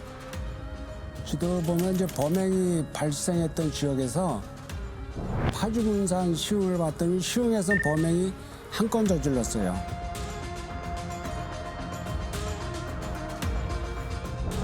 파주문산에서 가장 가까운 고향에서는 무려 이제 14건이나 발생이 되는데 말이죠. 그때부터 이제 고향이 예사로 보이질 않는 겁니다. 왜 하필 고향이었을까에 대한 답이 이제 바로 저 범행이 하나도 발생이 안 된 파주와 문산인 것 같더라고요. 제가 한동안 고향에 살아서 아는데 이 자유를 타잖아요. 네. 자유를 타고 고양이 씨랑 바로 연결이 돼요. 네. 그럼 자유를 타면 어딜 갈 수 있냐면 파주 문산에 갈 수 있죠. 거의 연결돼 있죠. 예. 그렇죠. 네. 근데 보통 범인은 자기가 살았거나 살고 있는, 그러니까 지역을 훤히 알 수 있는 그런 데서 범행을 좀 많이 저지르잖아요. 여태는 그랬던 것 같거든요. 네, 보통 네. 자기가 잘 아는 지역. 근데 지금 아까 말씀하신 파주 문산에서는 사건이 한 건도 하나도 일어나지 없었잖아요. 않았거든요. 근데 현재도 연고가 있다면 가족들이 그 일대에 살고 있는 경우는 좀 다를 수 있어요. 왜냐하면 비슷한 인상착의가 신고가 돼서 소문이 나서 가족들이 인지할 수도 있는 위험성이 있고 그런 걸 피해서 범행을 저질렀을 가능성이 높기 때문에 아, 참, 그것도 너무 웃기다. 자기 그러니까 가족들이 있는 터전은 발을 들이지 않았다. 그렇죠. 네. 그러니까 어쨌거나 형사님의 추리가 파주 문산으로 이렇게 좁혀진 건 사실인데 파주 문산 지역을 뭐 다 뒤질 수는 없는 거잖아요. 아, 그것도 크죠. 그렇죠. 예. 그래서 우리 형사님은요, 피해자분들이 목격했던 그 나이대에 주목을 다시 하기 시작합니다. 나이 기억하시죠? 20대 후반부터 30대 30대 중반까지 중반까지, 예. 이렇게 해서 검색하셨다고 했거든요. 맞습니다. 그래서 이제 그때 당시 나이로 해서요, 37인 68년생부터 27인 78년생까지 그 인천 경기 지역에서 주민등록이 말소된 사람들을 모두 찾아냅니다. 근데 그게 숫자가 무려 17,000명이 넘습니다. 그렇죠. 주민등록 말소된 사람이 저렇게 많아요? 와, 17,000명. 그러면 뭐예요? 이게 정말 용의자가 많아요. 17,000명인 거예요? 근데 그때 왜 하필이면 주민등록이 말소된 사람을 찾으신 거예요? 그러니까 2년이란 이제 긴 시간 동안 이 넓은 지역을 떠돌아다니면서 범행을 저지른다는 것은 뭐 일정한 거주지가 없을 가능성이 높아 보였습니다. 그래서 이제 파주 문산에서 출생 신고를 한 주민등록 말소자 중에서 가짜로 이사한 이제 그 주민번호랑 이렇게 맞춰본 거예요. 그랬더니 24명으로 좁혀지는 거예요. 네. 그래서 그 사람들의 사진을 이제 모두 뽑아서 피해자들하고 이제 선면 수사를 하는 거죠. 보여주는 거죠. 피해자들 중에서 4분 정도가 한 사람을 이제 지목을 하는 겁니다. 야, 거기서 나왔. 야,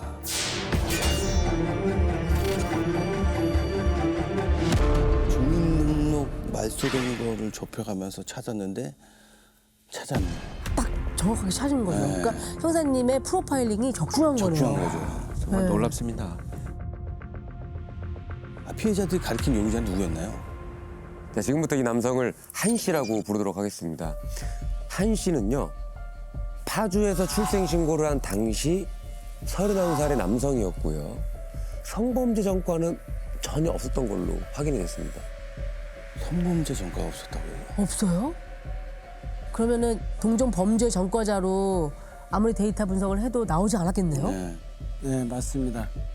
게다가 이제 한 씨가 고향과 인천 계양에서 한때 이제 살았던 것으로 확인이 됐고요.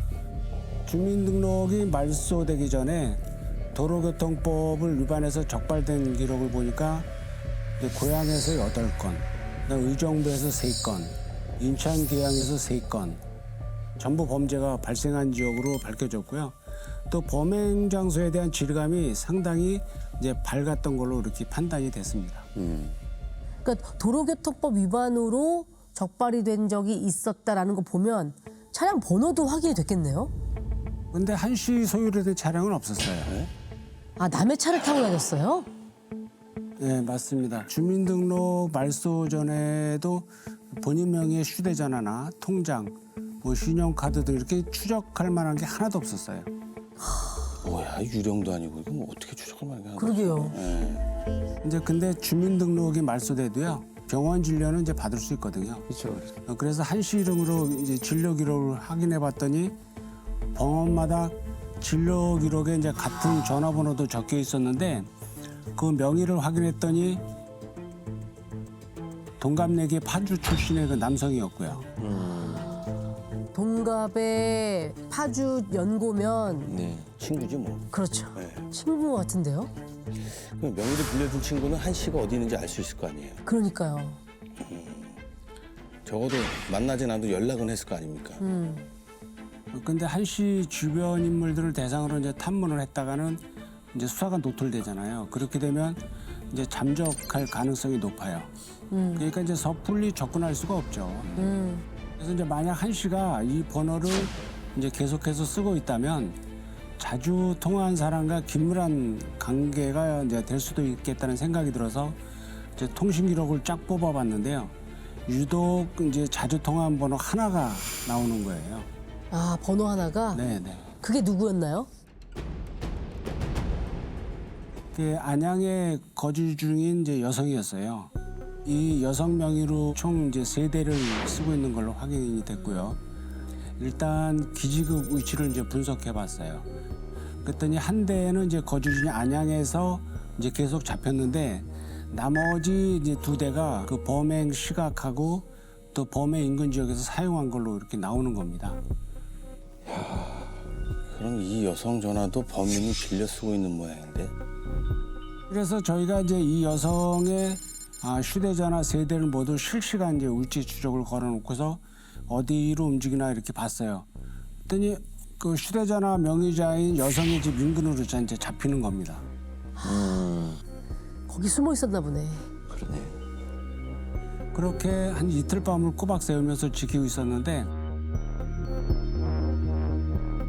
아파트에서 이제 한 놈이 이제 뚜벅뚜벅 걸어 나오더라고요. 한눈에 알아봤어요. 한 씨라는 걸요.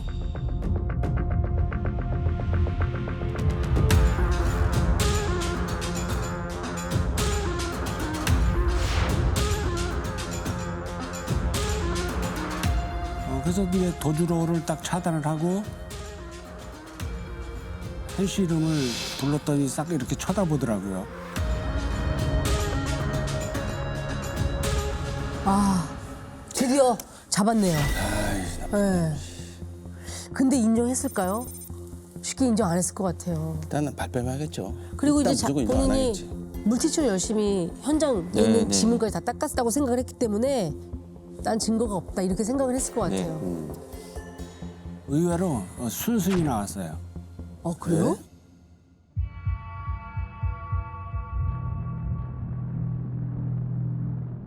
잡으러 올 줄 알았다고 이제 하면서 잡히니까 속이 후련하더라고. 아니 뭐가 후련해? 어떻게 후련하다는 표현을 쓰냐. 범행 도구도 이제 어딨냐고 하니까 차에 있다고 해가지고 그때 현장에 바로 가서 다 확보할 수 있었고요. 어머, 빨간 모자 보이시죠? 빨간 모자에 빨간 티셔츠. 티셔츠. 예. 아니 이거를 차에 갖고 다녔다는 거예요? 예. 항상? 범행을 저지를 때 항상 저 옷을 입었다는 거야? 그러니까 자기가 언제든 범행을 할 생각이었다는 거 아니에요. 검거 당시에 저 빨간 모자도 쓰고 있었나요? 아니요, 흰색 모자를 쓰고 있었습니다. 그래서 자기가 잡힌 거라고 했고요.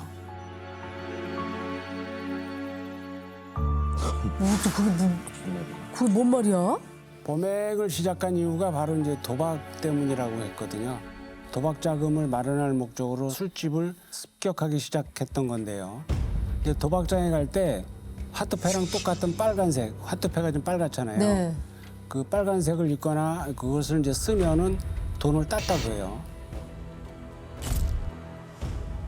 그래서 이제 행운의 상징이라고 생각하고 범행할 때 주로 빨간색 모자를 썼다고 했습니다.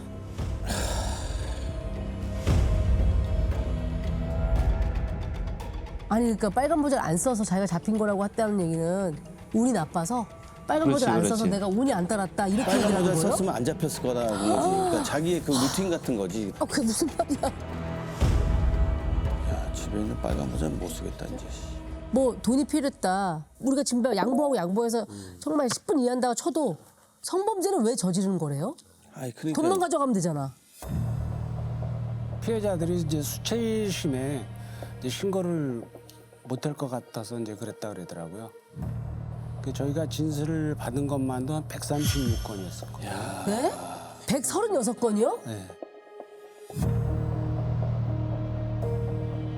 99년부터 7년간 이제 범행을 저질렀다고 했습니다. 처음엔 신고 지원 목적으로 이제 옷을 벗게 했다가 호기심에 겁탈을 했는데 점점 더 가감해지면서 변태적 행위로 점점 흉악해진 거였죠. 이거 무슨 말도 안 되는 호기심이라는 단어를 여기다 갖다 써요. 남의 인상을 짓밟아 놓고. 아유, 더러운 놈. 수치심 때문에 신고를 하지 못하게 성폭행을 했다라는 성범죄자들의 유형이 있어요. 그러니까 이 자들은 그게 그냥 성범죄자였던 거예요. 근데 자기 변명으로 피해자가 수치심 때문에 신고를 하지 못하게 하기 위해서 내가 성폭행을 했다 그러는데 그냥 성범죄자의 유형 분류에 들어가 있어요. 그런 자들이. 갑자기 이렇게 범행을 털어놓는 것도 순수한 의도가 있어 보이진 않거든요. 그렇죠. 저희한테는 이제 이러는 겁니다. 이제 허물없이 다 벗고 가겠다. 허물이란 말이 정말 이제 기가 막혔는데요. 실제로 저희가 범행 현장을 확인하러 갈 때 마치 이제 명담 늘어놓은 사건을 털어놨는데요. 지금으로 따지면 마치 이제 내비게이션처럼 말을 하더라고요. 어머. 좌회전하십시오. 여기서 우회전하시면 됩니다. 당시 사건 현장이 어디였는지 어떤 모습이었는지도 아주 상세하게 그렇게 기억하고 있더라고요. 진짜 전형적인 성범죄자예요. 기가 막힌다 진짜. 기가 막히네요 진짜. 근데 사건이 뭐 한두 건이어야 이걸 다 확인할 텐데 그렇죠. 네. 이렇게 많은 사건을 다 일일이 확인을 하신 거예요? 일일이 다 확인을 했죠. 시간이 이제 꽤 지나서 우리가 현장 찾아가니까 가게가 이제 없어졌던 것도 있고요. 네. 또 주인이 이제 몇 차례 바뀐 것도 있고, 또 그 중에 이제 충격 때문에 그 해외로 이주하거나 아니면 또 정신병원에서 치료를 받고 계신 분도 있더라고요. 당연히 그렇겠죠. 신고도 못하고. 썩을 놈. 그러니까 봐라. 네가 호기심이라고 얘기한 그게 어떤 결과를 갖고 왔는지 보란 말이야. 다 지금 정상적으로 생각을 못 하시는데. 근데 그거에 대한 트라우마가 되게 야, 그런 일을 겪고 어떻게 그 모두가 그 트라우마에 시달려야 되는 거거든요. 사회 구성원 전체가 다 피해자예요. 네. 맞아요. 저희가 처음에는 이제 136건을 이렇게 이제 불었다고 얘기를 했잖아요. 네. 근데 결국 재판 과정에서는 증거가 확실하거나 또 피해자가 처벌 의사를 밝힌 것 그것만 인정이 돼서 총 59건 그 피해자 80명에 대해서만 처벌이 됐습니다. 그래서 재판 결과는 어떻게 됐나요? 현 씨는 무기징역을 받았고요. 그 공범은 징역 10년을 받았습니다. 이 오늘 해결하신 빨간 모자 사건, 호 형사님이 첫 번째 들렸던 그 무전을 귀 기울여 듣지 않았다면 이 이후에 더 많은 피해자들이 나왔을 것 같아요. 네. 오늘 형사님이 해결하신 사건이 어떤 사건인지도 벌써부터 궁금해집니다. 네. 그 세계 3대 영화제 중에 하나죠. 그 프랑스의 칸 영화제 다들 아시잖아요. 네. 알죠? 근데 우리 김 형사님이요. 그 2019년 칸의 초청작이었던 그 영화 악인전이라는 영화가 있었습니다. 네, 마동석 악인전. 맞습니다. 네. 배우가 출연을 했죠. 실제 모티브가 된 사건을 해결하셨습니다. 아 진짜요? 그랬구나. 와. 오. 레드카펫을 깔았어야 되는데. 아. 범인이 김 형사님께 마지막으로 이런 말을 또 남겼다고 해요. 형사님, 이거 잘 해결되면 3탄 기대하세요. 뭐야? 3탄? 3탄이면 1탄, 2탄도 있다는 얘기잖아요. 어떤 사건이에요? 2005년 11월 19일 토요일 오후 2시경 한 중년 여성의 실종 신고로 시작됩니다. 전날 밤에 직장 동료들과 회식한 남편이 같이 술을 마신 동료 한 명과 찜질방에 갔다가 아침에 들어오겠다고 했는데 점심이 지나도 집에 들어오지도 않고 휴대폰도 계속 꺼져 있어서 아내분이 인근 지구대에 급하게 실종 신고를 한 겁니다. 남편분이 집에 안 들어온 지 한나절 만에. 그렇죠. 기다릴 법도 한데 말이죠. 그렇죠. 아직 뭐 찜질방에서 자고 있을 수도 있고 네, 같이 간 네. 동료랑 뭐 점심까지 먹고 뭐 올 수도 있고 실종 신고를 하기에는 너무 빠른 거 아닌가요? 네, 남편 휴대폰도 계속 꺼져 있고 연락이 안 되는 게 좀 이상해서 전날 남편과 회식한 동료들을 수소문해 연락해 봤는데 뜻밖에도 회식 후 남편과 찜질방을 갔다고 한 사람이 아무도 없었던 겁니다. 찜질방에 같이 간 사람이 없었다면은 이거는 조금 근데 왜 아내에게는 찜질방에 갔어라고 남긴 거냐 이거죠. 아니면 뭐 같이 가기로 한 동료가 뭐 무슨 일이 생겨서 못 가고 그냥 혼자 갔을 수도 있잖아요. 동료들 얘기로 전날 2차 회식 자리를 끝으로 모두 집으로 헤어졌고 남편 역시 집에 가겠다고 하면서 인사하고 갔다는 겁니다. 평소 남편이 이런 적이 없는 데다 연락까지 안 되니까 불안한 마음이 아내가 일단 신고부터 했던 상황이었습니다.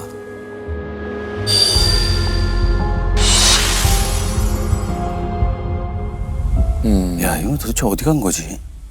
그로부터 약 4시간 후인 오후 6시 반경 아까와 같은 신고자로부터 다시 다급한 연락이 오면서 상황은 더 심각해집니다. 저 아까 실종 신고했던 사람인데요. 저희 남편이 납치당한 것 같아요. 응? 지금 남편 목숨이 위험하다는데 빨리 집으로 좀 와주세요. 실종이 아니라 갑자기 납치요? 네. 신고를 한 지 4시간 만에. 남편 목숨이 위험하다고요? 네. 아니면 남편한테 무슨 연락이라도 온 건가? 네, 이 짧은 시간에 지금 이게 다 상황이 막 그쵸. 바뀌니까 네. 어떻게 된지 모르겠어요, 지금. 곧장 저희 팀 형사들이 집으로 가서 아내물을 만났는데 손에 뭔가 들고 벌벌 떨고 있었답니다. 자세히 보니 청첩장이었습니다. 청첩장이요? 청첩장? 갑자기? 청첩장을 들고 벌벌 떨고 있었다고요? 청첩장 결혼 소식을 알리는 기쁜 건데 소식이네요. 예. 벌벌 떨 이유는 없잖아요, 사실은. 이게 무슨 상황인 거죠? 자초지종을 들어보니까 실종 신고를 하고 아내가 집에서 연락을 기다리고 있는데 오후 6시쯤 누가 문을 두드려서 남편인 줄 알고 황급히 문을 열었더니 남편이 아닌 웬 택시기사 셔츠를 입은 중년의 남자 한 명이 서 있었다고 했고요. 대뜸 봉투 하나를 주면서 어떤 사람이 전해달라고 했다 하고 갔는데 봉투를 열어보니까 청첩장이었던 겁니다. 아, 택시기사인가? 이게 뭐지? 근데 누구의 청첩장이었던 거예요? 바로 이 청첩장인데요. 이거를 일단 한번 보시겠습니까? 아, 그럴까요? 네. 이렇게 그냥 평범한 청첩장, 결혼합니다라고 적혀 있는 그런 청첩장이에요, 그냥. 네. 청첩장을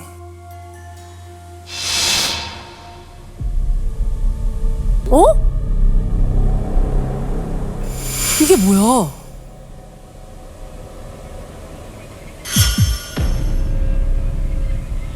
여보 난데 내가 지금 어려운 상황에 처해 있어. 응? 나의 생명이 달려있는 일이야. 내가 요구하는 5천만 원을 현금으로 준비해서 다시 연락하는 장소로 갖다 줘. 경찰이나 누구한테 연락하면 나의 목숨이 어떻게 된다는 걸 당신이 알아서 생각하고 꼭 좀 준비를 해줘. 어머.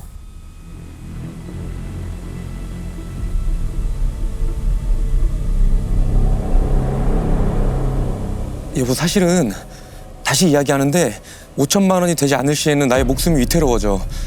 나 좀 꼭 살려주길 바래.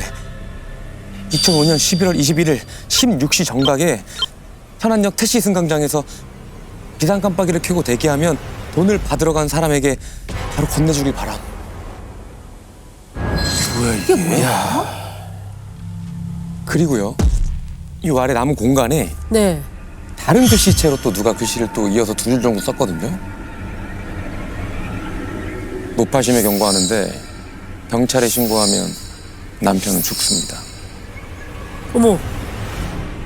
야, 그러면은 그 맨 마지막 줄은 이제 납치범이 쓴 거잖아요. 범인으로 추정된 어떤 사람의 협박 메시지. 그러니까 남편이 편지를 쓰고 밑에 범인이. 그렇죠. 이게 2005년 11월 19일 날 실종 신고로부터 시작된 사건이니까 이틀 뒤에 돈을 갖고 나오라는 그쵸, 얘기잖아요. 21일 날. 21일이니까 이건 완전 협박 편지인데요. 그리고 완전 긴박하고요. 네.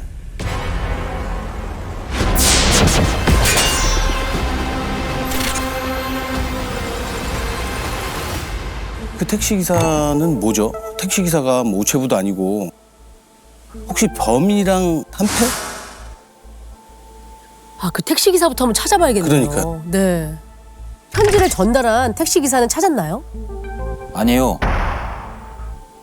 아내분이 경황이 없어서 그냥 돌려보냈더라고요.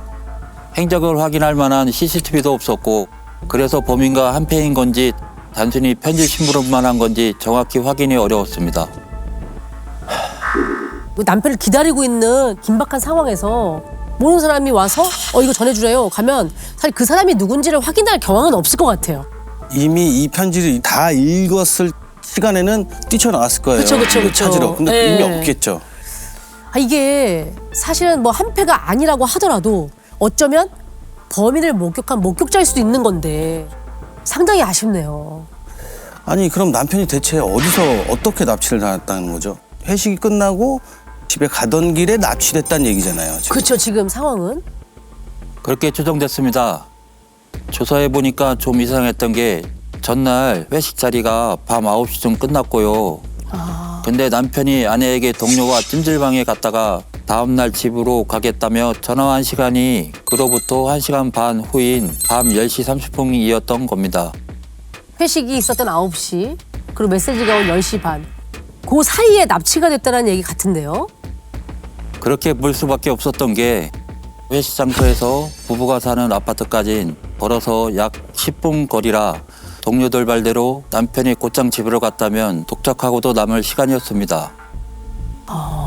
근데 1시간 반이 지나서 연락을 한 걸로 봐서 정황상 이미 남편이 귀갓길에 납치가 됐고 범인들이 납치 시간을 더울 목적으로 아내에게 거짓 전화를 시킨 게 아닌가 추정된 거죠. 그러네요. 그렇지. 납치된 상태에서 전화를 했던 모양이네요. 그리고 협박 편지까지. 그렇죠. 네. 이거는 범인이 한 명이 아닌가 본데요. 납치해서 전화를 시키고 일을 꾸며서 보내고 하는 이런 과정들이 혼자서 할 수 있는 범행 같지는 않아 보여요. 협박 편지도 쓰게 맞아요, 맞아요. 성인 남성을 납치를 해가지고 조정을 해서 저렇게 편지를 쓰게 하고 또 자연스럽게 집에 전화까지 하게 되는 과정을 본다면 최소한 2명 이상이 하나씩 역할이 분담이 되어 있는 것 같아요. 제압을 하고 뭐 운전을 한다든지 이동을 한다든지 이런 역할 분담이 있는 공범관계에서 지금 이렇게 압박을 받고 있지 않나 이렇게 생각이 듭니다. 아, 2명 이상. 상당히 공포스러운 것 같아요. 그렇죠. 저 편지 내용도 보면 오직 죽음에 대한 공포와 두려움밖에 없어요. 그 내용이. 네. 아니 그냥 길 가던 사람을 아무나 막 납치했다는 거예요. 이 돈이 있을지 없을지도 모르잖아요. 거기에다가 밤 9시면 다니는 사람들도 제법 있을 시간이거든요. 그렇죠. 근데 어떻게 이렇게 무모하게 납치를 했죠? 납치 순간에 큰 소리를 들었거나 납치 장면을 목격한 사람도 없었던 건가요? 네, 탐문서를 내봤지만 납치 장면을 목격한 사람은 없었고요. CCTV도 많지 않을 때라 단서가 될 만한 장면도 없었습니다. 이야, 뭐 황당하네. 적 없어요. 아무것도 없다. 그러면 지금 범인이 몇 명인지 남편을 어디에서 납치해서 어디로 데려간 건지 하나도 알 수가 없는 그런 상황이네요. 이거 상당히 막막한데요. 일단은 더 위험한 그 상황이 생기기 전에 남편분을 빨리 찾아야 될 것 같아요. 네.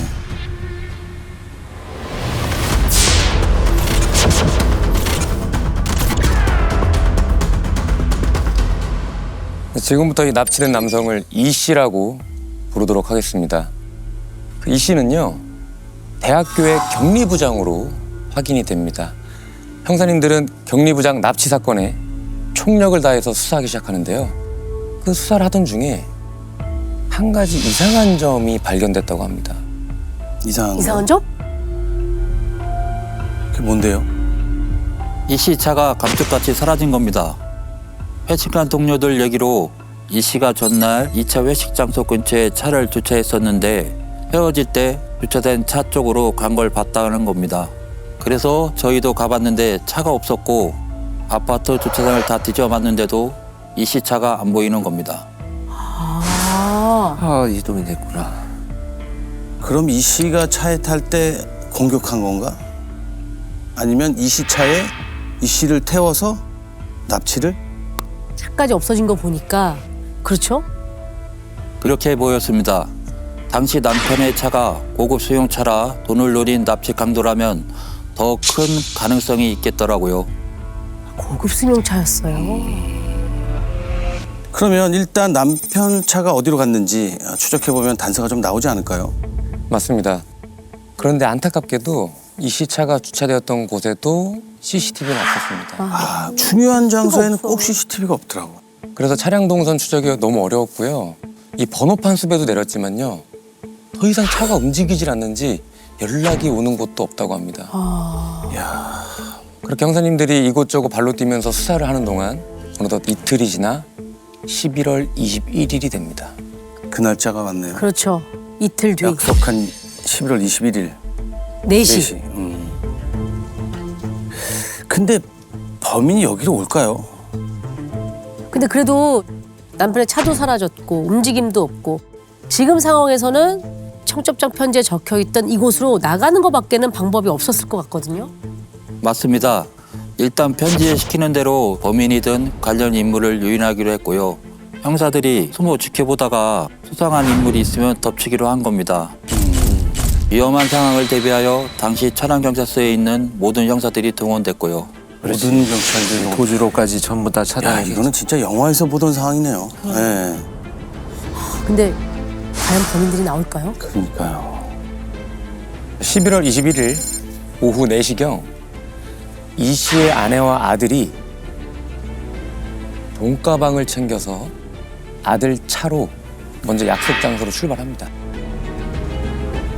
돈가방 안에는요, 실제 돈과 가짜 돈을 섞은 현금 5천만 원과 GPS가 있었고요. 네. 약속대로 택시 승강장에 도착해서 비상 깜빡이 등을 켰습니다. 모든 형사들이 숨죽여서 차를 지켜보던 그때 정확히 5분이 지난 4시 5분경 이 아들의 차로 오토바이 한 대가 접근하기 시작합니다. 오토바이요? 오토바이요? 그럼 진짜 온 거예요? 진짜 왔어요? 네. 오토바이를 탄 남성이 정말 이 씨 아들 차 문을 두드렸고 이 씨 아내로부터 준비한 돈가방을 받더니 어디론가 다시 출발하더라고요. 어머. 여기서 바로 덮치는 건 너무 위험했기 때문에 형사 몇 명만 몰래 오토바이를 뒤를 따라 붙였습니다. 진짜 돈가방을 받았어요? 네. 그럼 범인인가? 그러니까요. 그렇게 계속 따라가던 중에 한참을 달리던 오토바이가 드디어 멈춥니다. 그리고 돈가방을 들고는 어디론가 들어갑니다. 그런데 거기가 설렁탕 집이었다고 합니다. 납치해서 그 돈가방을 받은 오토바이가 갑자기 설렁탕이요? 설렁탕? 아니 이 와중에 밥 먹으러요? 그게 아니라 좀 불안하긴 한데. 왜요? 저희는 이해가 안 되는데. 뒤쫓던 형사들도 바로 손님인 척 따라 들어가 설렁탕 하나씩 시키면서 동태를 살폈는데 오토바이 남성이 카운터에 있던 주인에게 돈가방을 주고는 다시 그대로 나간 겁니다. 주인은 가방을 받고는 주방으로 들어갔고요. 어머. 아니 설렁탕집 주인한테 돈가방을 돈가방을 줬다고요? 줘요? 설렁탕이 그렇게 비싸? 말이 안 되잖아 지금. 근데 이 설렁탕집 주인한테 준 건지 맡긴 건지 알 수 없죠? 그러면 오토바이 남자는 지금 사라지게 되는 거고요. 그러니까 오토바이 남자가 누구냐고요? 밖에서 대기하고 있던 형사들이 오토바이를 탄 남자를 따라가서 확인해 보니까 남자는 킥서비스 기사였습니다. 형사 신분을 밝히고 이 상황에 대해 물어보니 깜짝 놀라면서 몇 분 전 한 남자가 물건을 하나 받아 설렁탕 집에 옮겨달라는 의뢰를 했다는 겁니다. 어머. 통화 기록 등을 확인했을 때 정말 의뢰 기록이 있었고 사건과는 관련 없는 인물이었습니다. 야, 퀵서비를 시켜서 물건을 옮긴 거야? 야, 이 참. 이거 진짜 만만한 놈들이 아니네요. 그렇죠. 야, 이게 지금 끝이 아니에요. 계속해서 지금 이 돈이 옮겨 다닐 것 같아요. 계속 던지기 형식으로 계속 옮겨 다니지 않을까. 이게 굉장히 불안한 상황입니다. 맞습니다. 네, 설렁탕집 형사님들이 안에서 상황을 주시한 지 30분이 지나갈 무렵 식당 앞에 택시 한 대가 또 멈춰섭니다. 그리고는 택시기사가 내려서 식당 주인을 찾기 시작합니다. 몇 마디를 나누고는 카운터에서 돈가방을 받은 뒤에 택시에 타서 또 출발하는 겁니다. 어머. 그러면 또 던지기를 또 하는 분위기인데요? 처음에 이것도 누구한테 왔죠? 택시기사. 이 택시기사가 진짜 뭔가 범인이라기보다는 택시기사한테 뭔가 심부름을 시킨 게 아닐까 싶어요. 네. 앞에 킥서비스 기사와 마찬가지로 이번에 한 실내 포장마차 앞에 택시를 멈추더니 포장마차 주인에게 돈가방을 맡기고 바로 나오더라고요. 역시 확인해 보니까 이 택시 기사도 의뢰받은 거였고요. 몇 분 전 어떤 남자가 2만 원을 주면서 한 설렁탕 집에 맡겨놓은 물건이 있는데 찾아서 포장마차로 가져다 달라고 했다는 건데요. 어머. 의뢰한 남자 인상착의를 물어보니 40대 중반 정도로 보였고 덩치도 크고 갸름한 얼굴에 짧은 머리 스타일이었다고 했습니다. 그럼 이게 계속해서 사람을 써서 그 물건을 옮기려는 모양인데요. 그런 것 그 같아요. 돈가방을? 예. 정작 본인들은 나타나지도 않고. 그렇죠. 근데 그래도 긍정적인 건 드디어 사건과 관련된 인물의 실체를 본 사람이 나타난 거예요. 네, 맞아요. 택시기사. 택시기사. 그쵸? 근데 40대 중반에 덩치 큰 남자, 그리고 짧은 머리 스타일. 너무 흔하긴 한데, 그죠? 이게 돌아서 이 돈가방의 최종 종착지가 어디냐 이거죠.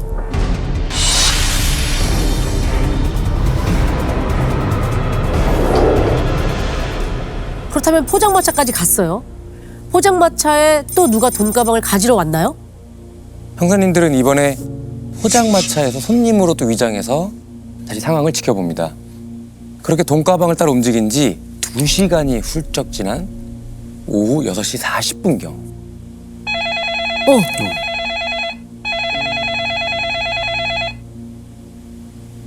갑자기 포장마차 가게에 전화벨이 울립니다. 그리고는 전화를 받은 주인이 이렇게 얘기합니다. 예. 아, 가방이요? 아, 네, 도착했어요. 아, 지금 찾으러 오신다고요?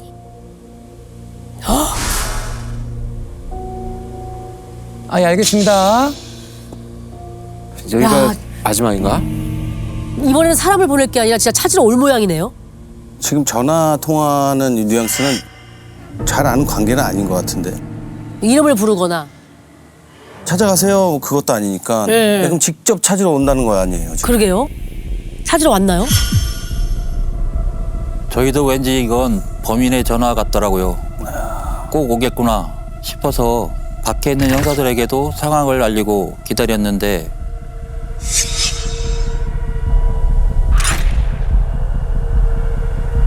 계속 기다려도 결국 아무도 안 나타났습니다. 안 왔어요? 눈치챘나 보다. 눈치채도 그 5천만 원이라는 돈가방을 그냥 그렇게 버린다고요? 범인들이 잡히는 것보다 낫다라고 생각할 수도 있죠. 야, 포기해, 버려. 아, 다 왔는데.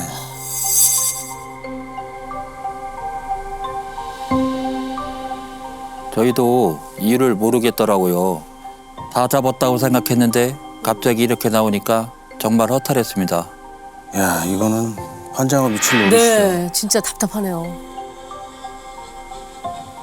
아까 전에 그 퀵서비스 기사에게 주문을 의뢰한 번호, 네. 그리고 포장마차에 걸려온 전화번호, 네. 그걸 다 조회해봤는데요. 같은 번호의 대포폰이었습니다. 대포폰. 이전 통화 기록이 아예 없는 걸로 봐서는요. 이날 딱 하루 이 범행을 위해서 준비한 휴대폰이라고 추정이 됐습니다. 딱 하루. 야, 그러면 이렇게 되면 이거 굉장히 불안한 사건인데 지금 현재 상황으로서는. 그렇죠. 왜냐면 지금 남편이 안위를 지금 확인할 수 없는 상태잖아요. 그러니까 만약에 신고하면은 남편을 어떻게 하겠다라고 지금 얘기했어요. 그러니까요. 시간이 지금 흘렀고 네. 범인은 안 나타나고. 네. 형사님들은 이제 형사 신분인 걸 밝히고 돈가방을 맡아준 그 설렁탕집 그리고 포장마차 주인을 만납니다. 어쩌다가 돈가방을 맡게 된 건지 물어봤는데 네. 이때 설렁탕집 주인이 아주 솔깃한 이야기를 했다고 합니다. 그 어제 점심때인가 그 남자 2명이 식사하면서 소주 한 병을 먹고 갔는데요. 계산할 때 돈 2만 원을 더 주더니 내일 택배가 하나 올 건데 잠깐 맡아달라고 하더라고요. 혹시 찾고 있는 사람들이 그 사람들 아닌가요? 야, 가능성 높네. 택배를 맡아달라는 사람이 있었구나. 있었다. 그리고 2명이었다. 근데 이렇게 철두철미한 놈들이 얼굴을 노출했을까요? 혹시 몰라 남자들 인상착의를 물어보니까 둘 다 덩치가 컸는데 한 명은 스포츠형 머리에 존수한 외모였고 한 명은 동물 얼굴에 눈이 좀 부리부리한 편이었다고 했습니다. 근데 그 스포츠 머리는 돈가방을 옮겼던 택시기사가 말한 생김새하고도 좀 비슷한 것 같거든요? 아 근데 생김새만으로는 찾기가 힘들 것 같은데요. 이렇게 단서가 없을 수가 있나요? 그런데 단서가 아예 없진 않습니다. 형사님들은 식당 주인분에게 물어서요. 전날 판매한 소주병을 다 모으기 시작합니다. 아, 그렇지. 야, 이것도 힘든 일인데. 그 소주병을 들고서 잔을 따르고 했다면 지문 또는 혹시 DNA 있을 수 있잖아요. 맞습니다. 다행히 주인분이 전날 판 소주병을 잘 모아두셨더라고요. 일단 전부 수거해 긴급으로 감식을 받겠습니다. 근데 설렁탕집이라 그러면 얼마나 많은 사람이 왔다 갔겠어요. 많은 사람의 지문과 DNA가 나올 텐데 그렇죠. 야, 이 안에서 범인을 가려낼 수 있는 단서가 나올까요? 나옵니다. 과수팀의 감식 결과가 나왔는데요. 유력 용의자 한 명이 특정됐습니다. 한 명이요?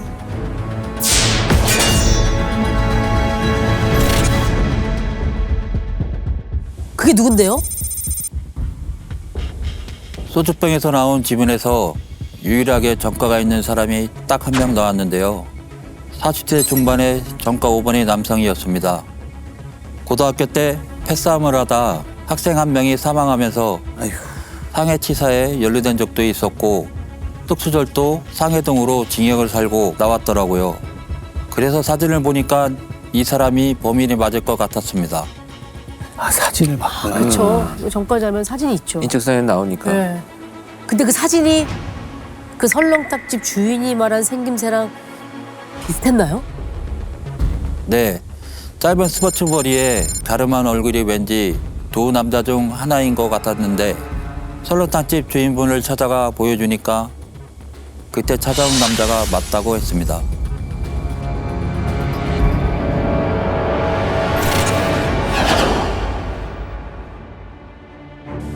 와, 이거 기가 막히게 찾았네. 스포츠형 머리. 일단은 드디어 한 사람은 찾은 거네요. 자, 지금부터 이 짧은 스포츠 머리를 한 이 씨 납치 사건의 유력한 용의자 최 씨라고 부르도록 하겠습니다. 최 씨 인적 사항을 확보한 우리 형사님들은요. 최 씨의 통신 기록, 금융 기록 등 행적을 확인할 수 있는 건 다 해봅니다. 그런데 이 최 씨가 보통 놈이 아닙니다. 이 최 씨가요. 자신의 명의로 된 어떤 것도 사용하고 있지 않았다고 합니다. 본인 명의로 된 게 하나도 없다고요? 이게 어떻게 그럴 수가 있죠? 말이 안 되는데.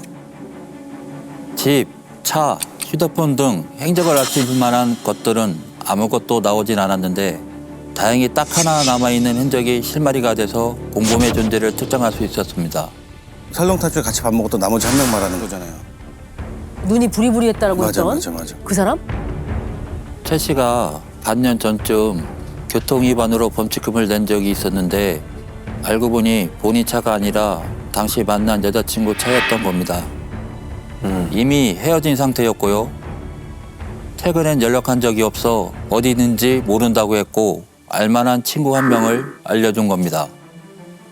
최 씨와 오랜 학교 동창인데 충남에 있는 석산에서 둘이 같이 일을 했다는 겁니다. 석산에서 일을 같이 했다고요? 석산에 가서 확인해 보니까 정말 같이 친하게 지내며 일한 동창도 있었습니다. 동창 인적 사항을 확인해 사진을 보니 눈이 크고 부리부리하길래 혹시 공범일까 싶어 바로 설렁탕집 사장님한테 보여줬더니 그날 소주를 마신 나머지 남자 한 명이 맞다고 했습니다.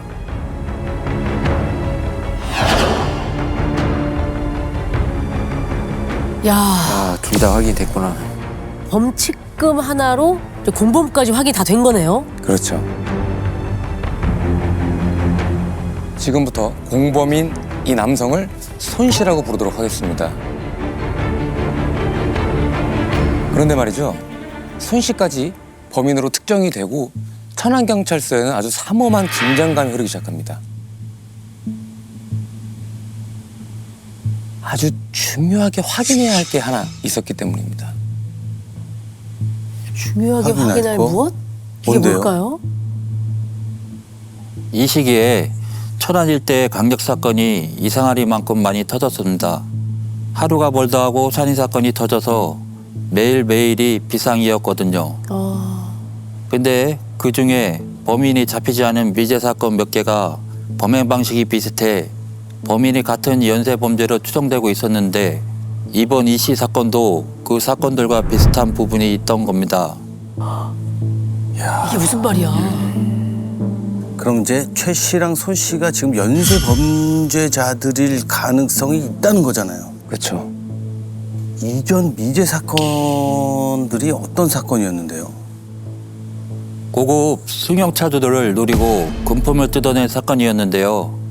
차주가 흉기에 찔리거나 목이 졸려 사망한 채 발견되었습니다. 차에 공통적으로 뒷범퍼가 찌그러져 있었는데 아마도 범인이 고의로 사고를 낸 후 피해자들에게 접근해 공격하는 식인 것 같았습니다. 이런 식으로 2명의 고급 승용차 차주가 사망한 채 발견되었는데 아직 범인을 못 잡고 있었던 겁니다. 지금 2명이나 사망했다는 거죠? 그리고 너무 불안한 게 남편 이 씨도 고급 차량을 갖고 있는 차주였으니까. 근데 이걸 어떻게 확인할 수 있는 거예요? 천안에서 이런 비슷한 수법의 범행을 당한 고급 승용차주 피해자가 한 명 더 있었는데요. 네. 다행히 이분은 범인들하고 필사의 격투 끝에 빠져나와서 어머. 상해 정도에만 그치고 목숨은 건졌습니다. 근데 이 피해자가 당시 2인조 범인들의 얼굴을 똑똑히 봤다는 겁니다. 얼굴을 와. 봤다고?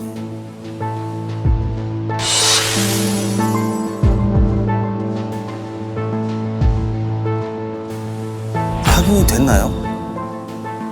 피해자분을 찾아가 최 씨와 손 씨의 사진을 보여줬더니 자신을 폭행하고 납치하려던 2인조가 맞다고 했습니다. 맞았어. 이게 통일권이었구나 이게. 와. 그럼 연쇄 살인범이었다고요? 납치로 시작해서 연쇄 살인마라니요. 아까 초반에 사건의 숨은 뒷이야기를 해결하겠다고 한 게 이 이야기였군요.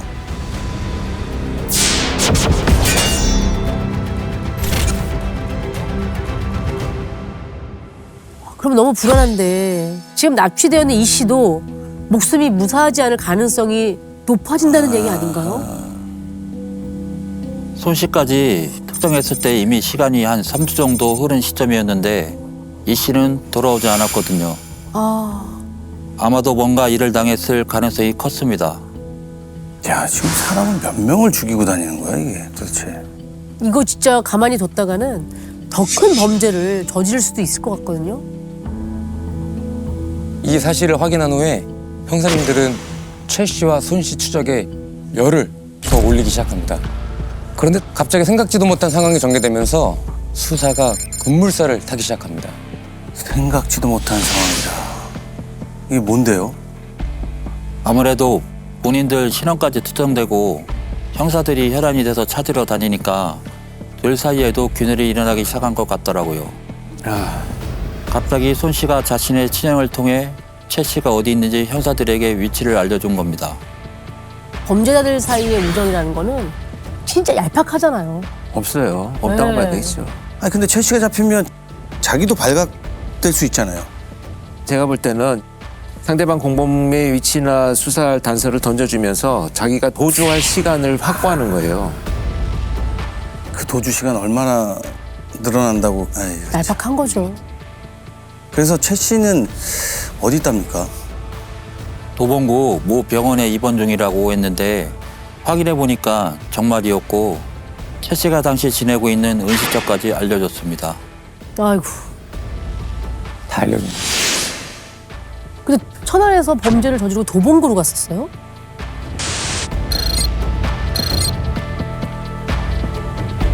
다리에 어릴 때부터 종기가 있었는데 그걸 수술을 받은 것 같더라고요. 근데 하필 저희가 간 날 최 씨가 외출을 나간 상태인 겁니다. 가면 없어요, 범죄자들. 그러게요. 형사님들이 오신다는 걸 눈치챈 건가? 아직 목발을 짚고 다니는 상태에다 태어날 단계가 아니라 병원 관계자 얘기로 병원으로 다시 올 것 같다고 하더라고요. 그래서 병원 내부와 주차장에서 잠복을 하면서 최 씨가 나타나길 기다리다가 반나절 만에 정말 목발을 짚고 쩔뚝이며 병실로 들어오는 최 씨를 발견하고 그 자리에서 긴급 체포했습니다. 크리스마스 이브라고 여자친구와 데이트하고 들어오던 길이었습니다. 사람 납치를 해놓고 지금 크리스마스 이브를 즐겨? 자기가? 진짜 어이가 없네요. 범행은 인정하던가요? 인정하지 않더라고요. 자긴 그런 일을 한 적이 없다며 딱 잡아댔고요. 당신들이 도무지 무슨 말 하는지도 모르겠고 증거 있냐고 오히려 더 큰 소리를 내더라고요. 그 똑같은 레파토리죠. 증거 증거 없다고 내놔라. 합니다. 내가 범인한 증거 있냐? 그게 범인이란 증거인데 저 범인입니다 하고 얘기하는 건데. 근데 뭐 범인이 증거 찾아오라니까 찾아야죠. 최 씨의 은신처를 수색한 형사님들은 최 씨의 거짓말을 깨부술 결정적인 증거품을 찾습니다. 증거품이요? 은시처에서 람보칼, 절단기, 드라이버, 케이블 타이 등의 범행 도구들이 가득 있었고 범행 중에 훔친 물건으로 보이는 골프채와 명품 시계가 있어 혹시나 싶어 이 씨 가족들에게 확인해 보니 이 씨의 물건이 맞다고 했습니다. 아, 이씨 물건이 은신처에 있었구나. 아이고. 이거는 뭐 빼박 아니에요? 은시처에 있던 이 씨 골프채와 시계를 보여주니까 그건 어떤 아파트 주차장을 둘러보다가 문이 잠겨있지 않은 차가 있어서 그냥 훔치기만 한 거라고 했습니다. 그렇겠지. 아유, 뻔하지. 아휴, 참 이놈의 뻔한 레파토리 참 지겹네요. 근데 뭐 이렇게 발뺌을 할 거라면 계속 이런 식이었을 것 같거든요. 그렇죠. 맞습니다. 최 씨는 범행 자체를 일체 부인했는데요. 그래도 형사님들이 포기하지 않고 다른 건 몰라도 우리 이 씨 장례라도 치러주자. 계속 설득을 하니까 태도가 조금 바뀝니다. 아, 태도가 좀 바뀌어요? 어떻게요? 사실 손 씨가 사람 하나를 죽이고 사찰에 버리는 걸 들었다면서 그게 그 사람 같다고 얘기를 하는 겁니다. 손 씨한테 뒤집어 씌우네. 일단 시신부터 찾아야 한다는 생각에 혹시 어디라고 했는지 기억나냐고 하니까 정확히 얘기를 해주더라고요. 들은 거 치고 정확히 얘기하는 건 너무 이상한 거 아니에요? 같이 한 거지 뭐 이거. 이 씨 시신을 찾았나요? 시신이 발견된 장소를 같이 한번 보겠습니다. 결국에는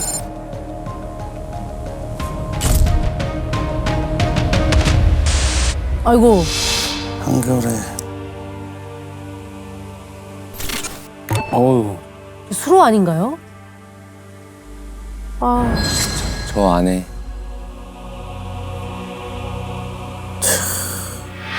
수로하는 시신을 유기했다는 거야. 아, 너무 안타깝다. 가족들은 그래도 설마 하면서 돌아오기를 기다리고 있었을 텐데. 발견됐을 당시의 시신의 상태는 어땠나요? 얼굴은 알아볼 수 없을 정도로 부패된 상태였고요. 네. 양 손목과 발목에 결방 흔적과 목 부근에 조인 자국이 발견됐습니다. 에휴. 손에 살점도 다 떨어진 상태라 입고 있던 양복 왼쪽 주머니에서 발견된 골프 회원 카드와 치아 상태로 신원을 확인할 수 있었습니다. 야, 이거 가족들이 얼마나 충격을 받았을까. 현장을 보니까요. 최 씨는 뭐 살인이나 유기는 자기하고 전혀 관련이 없고 들었다고만 했잖아요. 근데 저 영상에서 봤듯이 저 비탈길에 내려가서 성인 남성을 유기하는 데는 혼자서는 하기가 힘들어요. 이게 이제 공범이 있었다는 얘기가 되겠죠. 일단 빨리 손 씨도 잡아야 최 씨의 모든 거짓말들을 깨볼 수 있지 않을까 생각이 드는데 손 씨는 찾았나요? 손 씨와 자주 만나는 걸로 추정되는 형과 누나의 휴대폰 기록 위치가 주로 안산에 뜬다는 걸 확인했고 안산을 샅샅이 뒤져 결국 한 원룸촌 앞에서 손 씨도 검거했습니다. 야, 도저히 시간 뭐 번다더니 어디 멀리 가지도 못했네. 황당했던 건 손 씨를 검거할 당시 손 씨가 손에 책 몇 권을 갖고 있었는데 보니까 중국어 교재더라고요. 알고 봤더니 중국으로 밀양할 계획을 세우고 있어서 서점에 가서 교재를 사왔다고 했습니다. 아, 참. 아이고 참. 이거 어학연수관이 아유. 아, 미량까지 준비했었던 거네요. 이게 끝까지 도주할 계획만 세우고 있었다면 손 씨도 범행을 인정 안 할 것 같거든요. 근데 의외로 손 씨는요 한 방에 인정합니다. 그래요? 응? 이 씨를 살해한 건 물론이고요. 앞서 의심하고 있었던 고급차 차주를 살해한 한 건의 강도 살인과 다행히 상해에 그쳤던 그 한 건의 강도 상해 모두 최 씨와 함께 돈을 노리고 범행한 게 맞다고 인정을 했고요. 야. 추가로 강도 살인 미수 1건, 숙수절도 2건까지 총 6건의 범행을 인정했습니다. 뭐 이거 살인만 2건인 거예요? 근데 이렇게 범죄를 계속 저지르고 다니는 동안 어떻게 잡히지 않은 거죠?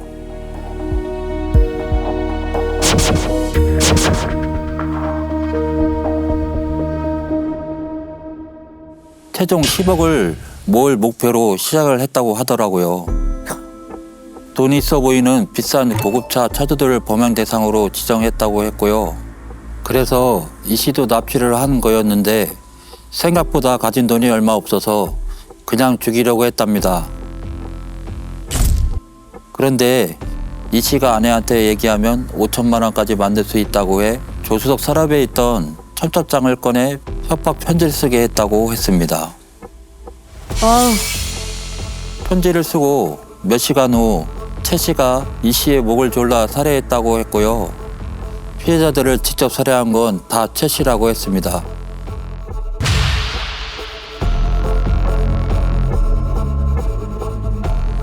야, 그럼 편지만 쓰고 그냥 살해해버렸다는 얘기잖아요, 지금. 그럼 목적이 돈이었으면 돈만 훔치면 되지. 왜 죽이냐고요, 사람을. 손 씨가 이렇게 다 불었는데 최 씨도 인정하던가요? 아니요. 최 씨는 끝까지 모든 범행을 부인했고 이 씨에게 금품만 훔친 게 전부라고 주장했습니다. 아니, 공범이 인정을 했는데 재판은 또 어떻게 됐을까 궁금하거든요. 결과는 어떤가요?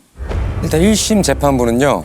변명으로 일관하며 반성에 기미가 보이지 않는다 하여 최 씨에게 사형을 선고했고요. 손 씨에게는 무기징역을 선고했습니다. 근데 웃긴 건 최 씨랑 손 씨가 둘 다 항소를 했습니다. 당연히 기각됐고요. 결국 살인까지 다 인정이 된 거네요. 예. 자기네들이 아니라고 해봤자 본인들 얼굴을 기억하는 또 살아남은 또 피해자도 있잖아요. 그러니까요. 그런데 말이죠. 대법원 최종 판결을 앞둔 2007년 1월 초 우리 김 형사님 앞으로 편지 한 통이 도착합니다. 에? 최 씨에게서 온 편지인데요.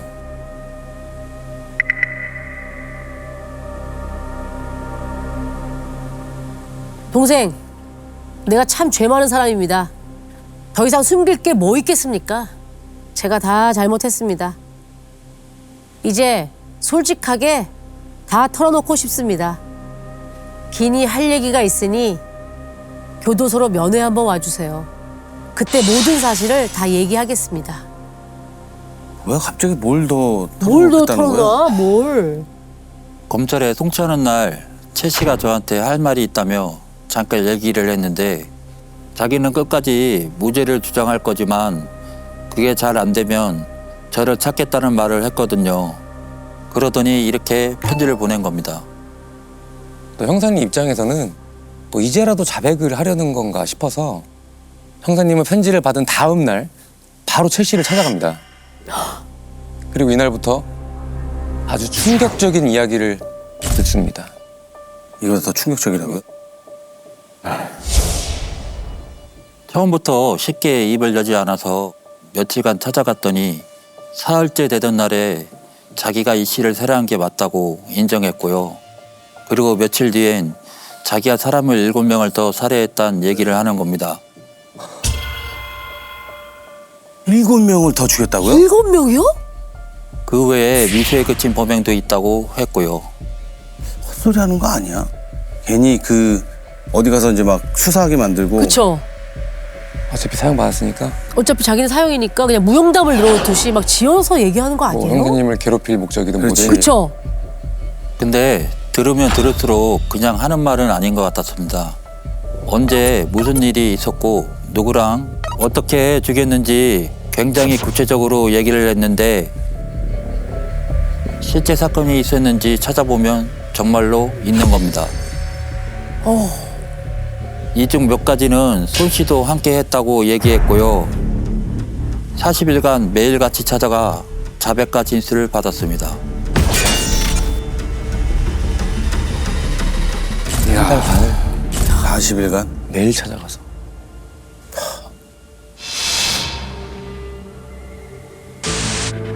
앞서 기소된 사건은 이렇게 총 6건이고요. 뭐야. 이게 뭐야?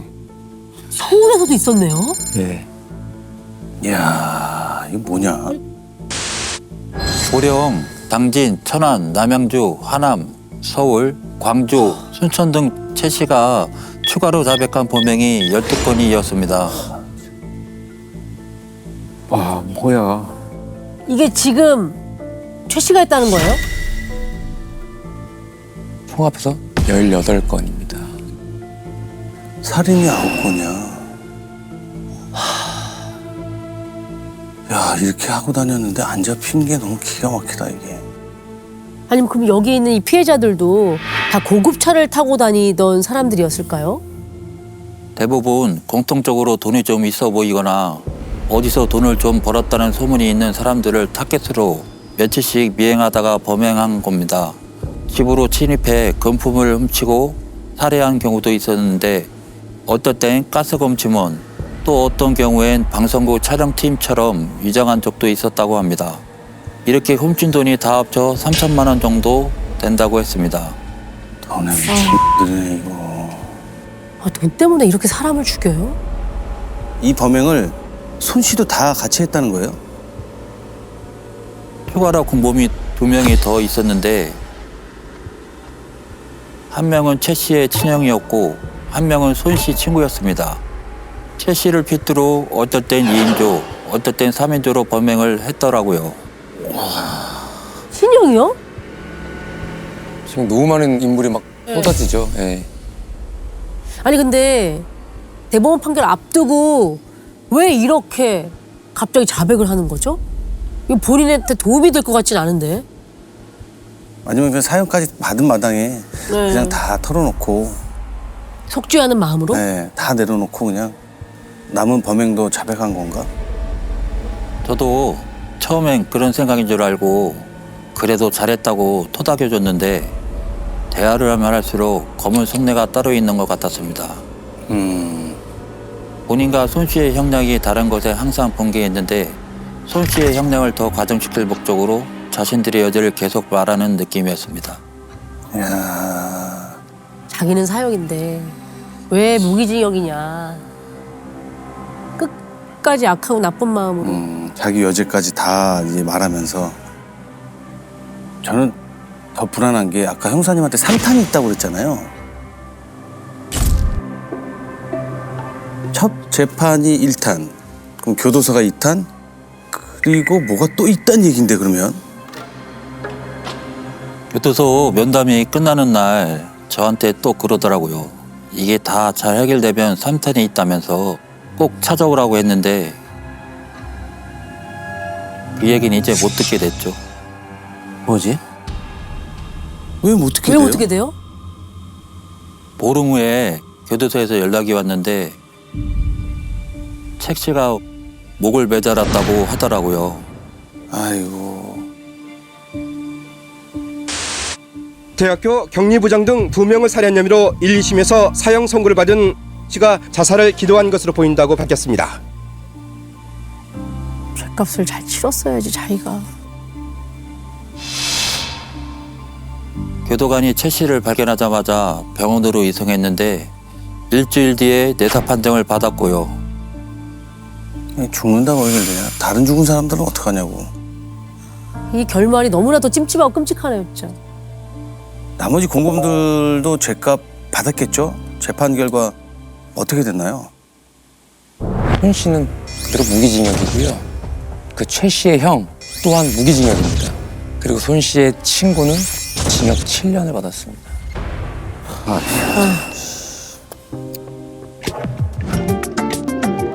즐겨봐 이 채널.